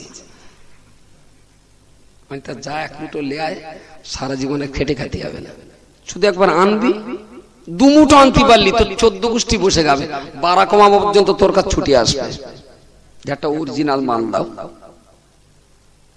আচ্ছা, ওই মাল যদি দেখার পরে আর কেউ লাভে বলে মনে হয়, দরকার নেই হচ্ছে ভ্যান্টেলে দেখাচ্ছিলাম, ভালোই খাচ্ছিলাম, ছেলে পেলে বউ চিনে, ওখানে যারা একবার যায়, হিন্দু মুসলিম যেই যায়, বাপ মা ছেলে পেলেদের কাছ থেকে বিদায় নিয়ে ওখানে যায়, ফিরে আসার আর চিন্তা থাকে না। হাজারের ভিতরে 999 জন ওখানেই ঘুমিয়ে পড়ে, 2 বা 1 জন ওখান থেকে ফেরে। মাল আছে, কোনো ট্যাক্স লাগবে না, কিচ্ছু লাগবে না, শুধু যাও আর মাল মেরে বেরিয়ে পড়ো। কিন্তু ওর ভিতরে হাঙর, কুমির, জলস্থি যখন দেখে না, বলে ভাই দরকার নেই, হচ্ছে কুচির মানে যেতে হবে, গাছতলায় রয়েছে ওইটাই ভালো, এত সুখ আমার লাগবে না। মাল আছে, 20 গানার হিম্মতটা কার আছে? প্রিয় শ্রোতা মণ্ডলী, মনে রাখুন, আল্লাহ পাকের কোরআন আপনি পড়েছেন, আমিও পড়তে শিখেছি, কিন্তু আমার কোরআন পড়া মানে মনে করি বঙ্গোপসাগর, লোহিত সাগর, ইউফ্রেটিস সাগর কিংবা লোহিত সাগর, ওই সাগরের কিনারায় যাই, কেউ কেউ ঢেউ দেখিয়ে বানিয়েছে গল্প করি, কেউ ওই সাগরের হাঁটু পানিতে নেবে, ওখান থেকে ফিরে আসি, কারো বা সাহস হয় না কোমর পানিতে নেবে ফিরে আসে, কারো বা আবার সাহস করে একটা ডুব মেরে ফিরে আসে। এই ডুবটা মারতে যে ঢেউয়ের তালে নাচ রক্ষা করতে না পেরে কত শত প্রাণী ঢেউয়ের তালে সাগরের তলায় তলিয়ে যায়। জীবনের রিস্ক নিয়ে অনেক মানুষেরা তারা ওই সাগরের মাঝখানে যে লোহার পোশাক পরে, নাকি অক্সিজেনের সিলিন্ডার পাইপ লাগিয়ে, তবে তো তারা তার মাঝখানে ডুবটা দিয়ে সোনা মণি, হিরে মণিকাঞ্চন, শৈবাল প্রবাল পান্না চুল্লি, হিরে কিংবা মুক্ত সেখান থেকে কুড়িয়ে আনলো। ওরা যেই সেখান থেকে বেরিয়ে এলো, গোটা দুনিয়ার মানুষেরা পতঙ্গের মতো ঝাঁপিয়ে বলল, আমরা ওখানে ডুবতে পারিনি, তুমি ওখানে ডুব মেরে মাল কুড়িয়ে এনেছ, আমাদিগকে কি তুমি একটু ওগুলো ব্যবহার করতে দেবে? আল্লাহর বান্দা, মনে রাখো না, আল্লাহ পাকের কোরআন শরীফটা তো লোহিত সাগরের চাইতে অনেক গভীর, আল্লাহর কোরআন শরীফটা ইউফ্রেটিস সাগরের চাইতে অনেক গভীর। আমি কোরআন পড়তে পারি, তার মানে সাগরের কিনারায় দাঁড়িয়ে দাঁড়িয়ে লোহিত সাগরের ঢেউটা দেখতে পেলাম, আমি মানে বুঝতে পারি, তার মানে কোন রকমে হাঁটু পানিতে নেবে ফিরে চলে এলাম। আমি কোরআন মুখস্থ করি, তার মানে দূরবীন দিয়ে মাথা থেকে মাথা পর্যন্ত দেখতে পারি, আমি কোরআনের ভিতরে প্রবেশ করতে পারি না। আল্লাহর বান্দা, মনে রাখুন, ওই কোরআন নামীয় মহাসাগরে যদি ডুব মারতে হয়, তাহলে ওই সাগরে যারা ডুব মেরেছিলেন তাদের ভিতরে অন্যতম সেরা ব্যক্তিত্ব ছিলেন ইমামে আজম আবু হানিফা রাহমাতুল্লাহ আলাইহির মতন ডুবুরি। ওই সাগরে যারা ডুব মেরেছিলেন ইমাম আহমদ ইবনে হাম্বলের মতো একজন অদ্বিতীয় পণ্ডিত। ওই সাগরে যারা ডুব মেরেছিলেন ইমাম জালালউদ্দিন সিউতির মতো মানুষেরা। ওই সাগরে ডুব মেরেছিলেন খাজা মুঈনুদ্দিন চিশতির মতো মানুষেরা। ওই সাগরে ডুব মেরেছিলেন ইমাম গাজ্জালির মতো মানুষেরা। ওই সাগরে ডুবুরি হয়ে ডুবে গিয়েছিলেন আপনারা খাজা মুঈনুদ্দিন চিশতি আজমিরি সঞ্জিরির মতো মানুষেরা। ওই সাগরের ভিতরে ডুব মেরে মণিমুক্ত সেখান থেকে খুঁটে এনেছিলেন ইমাম আহমদ ইবনে হাম্বলের মতো মানুষেরা। ওই সাগরের ভিতরে ডুব মেরেছিলেন আপনারা গোটা বাংলার মুসলমানদের ইমানি সম্ভার পূর্বরার পীর আবু বকরের মতো মানুষেরা।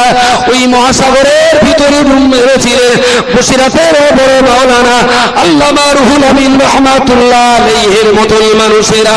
জোরে সোরে বলুন সুবহানাল্লাহ, নারে তাকবীর, মুসলমান। আমরা গোটা বাংলার মুসলমানেরা ওই সাগরে ডুব মারার ক্ষমতা ছিল না, ওই সাগরের মণিকাঞ্চন বার করার ক্ষমতা ছিল না। ওই সাগরে নামতে পারি, ওই সাগরের ঢেউটা গুনতে পারি, ওই সাগরের হাঁটু পানিতে নামতে শিখেছি, কোন রকমে কোরআন পড়তে শিখেছি, কিন্তু কোরআনের ভিতরে ঢুকে যেয়ে নামাজের মশলা খুঁটে বার করতে পারিনি, রোজার মশলা খুঁটে বার করতে পারিনি, হজ যাকাতের মশলা খুঁটে বার করতে পারিনি। আবু বকর আর রুহুল আমিনের মতো মানুষেরা ওই সাগরের ভিতরে ডুব মেরে মেরে নামাজ, রোজা, হজ, যাকাতের মশলাগুলো যখন তারা টেনে বার করল, আমরা তাদের কাছে ভিক্ষা চুরি পেতে বললাম, ও মাওলানা রুহুল আমিন, তুমি কোরআন সাগরে হারিয়ে গিয়েছিলে, ওর ভিতরে মণিকাঞ্চন যেগুলো খুঁজে পেয়েছো, আমাদিগের মাঝখানে মশলাগুলো তুমি দিয়ে দাও, আমরাও তোমার মণিকাঞ্চন নিয়ে নামাজ আর রোজাটা শিখে নেই। একটু জোরে বলবেন সুবহানাল্লাহ। তো ৬ গোষ্ঠী ১৪ পুরুষ একটা মানুষ হাজির করা, একটা মানুষ কিয়ামত পর্যন্ত সময় দিলাম, পৃথিবীর কারো রাস্তায় নিলে হবে না, কোরআন আর হাদিস মেনে চলবে। একটা মানুষ, অনলি ওয়ান ম্যান। যা তো ৬ গোষ্ঠী ১৪ পুরুষের কত পণ্ডিত ড্রেস লিয়াই, একটা মানুষ, অনলি ওয়ান। সাহস নেই কারো না কারো পরামর্শ, কারো না কারো ব্যাখ্যা, কারো না কারো তাফসীর, কারো না কারো গভীর জ্ঞান নিতেই হবে, নিতেই হবে, নিতেই হবে। বলবো না করে অনেকটা বলে ফেলেছি, অনেকটা হয়ে গেছে। এইবারে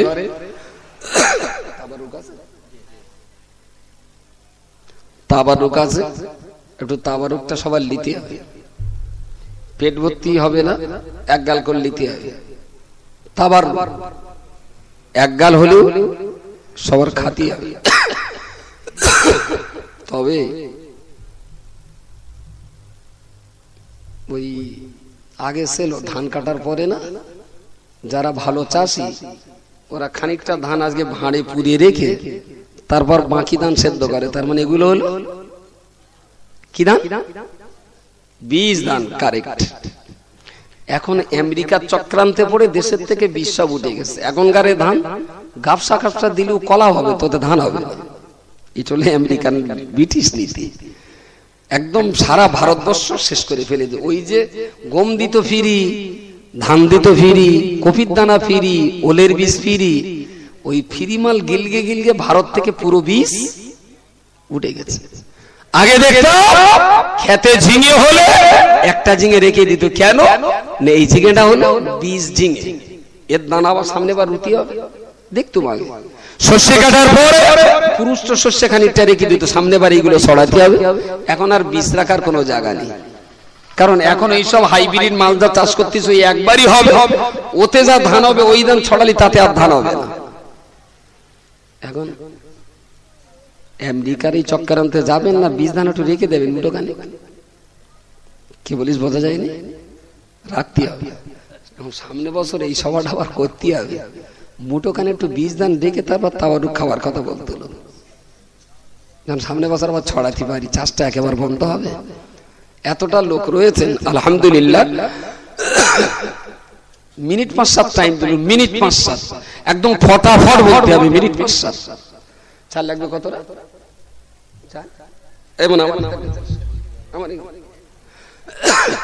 কত? ১ কুইন্টাল চাল লাগবে। ১ কুইন্টাল চাল লাগবে। একের পিঠে 2 শূন্য কিলো। কেডা দেবে? একটা লোককে হাত তোলেন দিন। ১ কুইন্টাল। ও নিড়িন দিয়ে আমার নিড়ুনি পছন্দ হয় না, ঝুপঝাপ কুরুল দিয়ে চালাবো, যা হবে হবে। ১ কুইন্টাল চাল, 2 বস্তা আলু, ডাল লাগবে অন্তত কেজি ৩০-৩৫ কি কতটা লাগে, সর্ষের তেল লাগবে 3 কানি, আদা রসুন লাগবে কেজি 6, দুটোই মিলিয়ে, পেঁয়াজ লাগবে কেজি 15। কার কোনটা পছন্দ একটু তাড়াতাড়ি বলেন। হ্যাঁ, গোস্ত আল্লাহ ভালো করে। এই তাবারুক লে যা। চাল ডাল আলু লাগবে, কেডা দেবে? তাড়াতাড়ি করে বলে। যদি 1 কুইন্টাল চাওয়া আমার বড্ড বেশি বেনা হয়, তাহলে কি সামনে বছর আবার কাওয়ালি পাটি রাখবো? তাহলে তো করতে হবে এটা। যেও কেন শুরু করেন আল্লাহর রাস্তে তাড়াতাড়ি, সময় নেই হাতে। 1 বস্তা, তার মানে সুবহানাল্লাহ। কুছ আমার ধারের কাছে আমি না দেখলে হবে না, এই পাশের কাছে। আমার এক আল্লাহর পাগল আলহামদুলিল্লাহ 50 কেজি চাল দেবেন 1 বস্তা, তার মানে এখনকার 1 বস্তা 50 কেজি চাল। আল্লাহ যেন কবুল করেন, বলুন সকলে আমিন। দ্বিতীয় 1 বস্তা কেটে দেবেন, বাকি 50 কিলো 2 বস্তা আলু লাগবে। এই কটা কালেকশন করতে যদি আমার ফজর করতে হয়, আমার আর দাওয়াত নেই, একদম বেলা তুলে ছাড়বো। তাতে যদি ওই খিচুড়ি সব আমার খাতি হয় তবু আচ্ছা। তাড়াতাড়ি বলেন, আল্লাহর রাস্তে বলেন। প্রতি বছর এইভাবেই আপনারা দেন। আর ঘোড়ারসের যুবক বাচ্চাগুলো ছোট ছোট দৌড়দৌড়ি করে এই মজলিসটার আয়োজন করে, আলহামদুলিল্লাহ আমরা তাদেরকে সাধুবাদ জানাচ্ছি। যে চেষ্টা তারা করেছে আমরা তাদের কাছে কৃতজ্ঞ। জি জি আলহামদুলিল্লাহ আলহামদুলিল্লাহ। আমার যে ভাই আগে 50 কেজি চালের কথা বলেছেন, এনার আরেক বড় ভাই, এনার দুই ভাই মিলে 1 কুইন্টাল চালের দায়িত্ব নিয়েছেন। এরকম ভাই ভাই আর কেটে এসে দেখেন পেছনের দিকে, দুই ভাই কেটে কেটে এসে ধরেন। সুবহানাল্লাহ বিহামদিহি সুবহানাল্লাহিল আযীম। একটু জোর আওয়াজে তাকবীর দেবেন। নারে তাকবীর, নারে তাকবীর, আল্লাহু আকবার। ঘোড়া রাসূল তোলার মহান ইসালে সবাব, ঘোড়া রাসূল তোলার মহান ইসালে সবাব জিন্দাবাদ।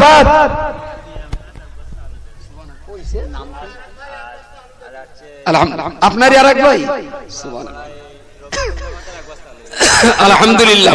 কোড়াপাড়া মসজিদের ইমাম সাহেব 1 বস্তা আলু, রফিকুল দফাদার কোড়াপাড়ায় 1 বস্তা আলু, আর আমার যে দুই ভাই মিলে 2 বস্তা চাল দিয়েছেন, আর এক ভাই 1 বস্তা আলু দেবেন। নারে তাকবীর। ভাইতে 3 জন নারাজ আপনাদের এখন আছে। আলহামদুলিল্লাহ আলহামদুলিল্লাহ, শুকরিয়া আল্লাহ। চাল হয়ে গেছে, আলু হয়ে গেছে, মাশাআল্লাহ জাযাকাল্লাহ। তেল দিতে হবে 1 টিন তেল, 15 কেজি তেল দিতে হবে, কেজি 15 পেঁয়াজ দিতে হবে। কথা হচ্ছে কেন এত? ওদিকে কি তাবরুক দিচ্ছে নাকি? এই আঙ্গাবাদ দিল লোক দিচ্ছি কেন? শালা দরগায় না দে আগে ওদিক দিচ্ছ। একদম 1 প্যাকেটও দিও না, দাঁড়াও, প্রায় লাইন করে ফেলেছে, একটুখান দাঁড়াও। শোনা মা বোন যারা আছেন, আজকের আলোচনা যারা শুনতে এসেছে আমার দিকে, বরবাদ দেখে কোনোদিন বরযাত্রী দেখে? তেল লাগবে 1 টিন তেল। যদি 15 কেজি দেওয়ার ক্ষমতা না থাকে 5 কেজি করে বলেন। কোন আল্লাহর বান্দা আছে কার ক্ষমতা আছে? কি তেল কি পেঁয়াজ লেখো, ও জানে, নাম জানে, লিখে নাও, ওর নামই লিখে নাও, পরে বলে দেবেন। আলহামদুলিল্লাহ, আল্লাহর এক বান্দা 15 কেজি পেঁয়াজটা দিয়ে দিয়েছেন।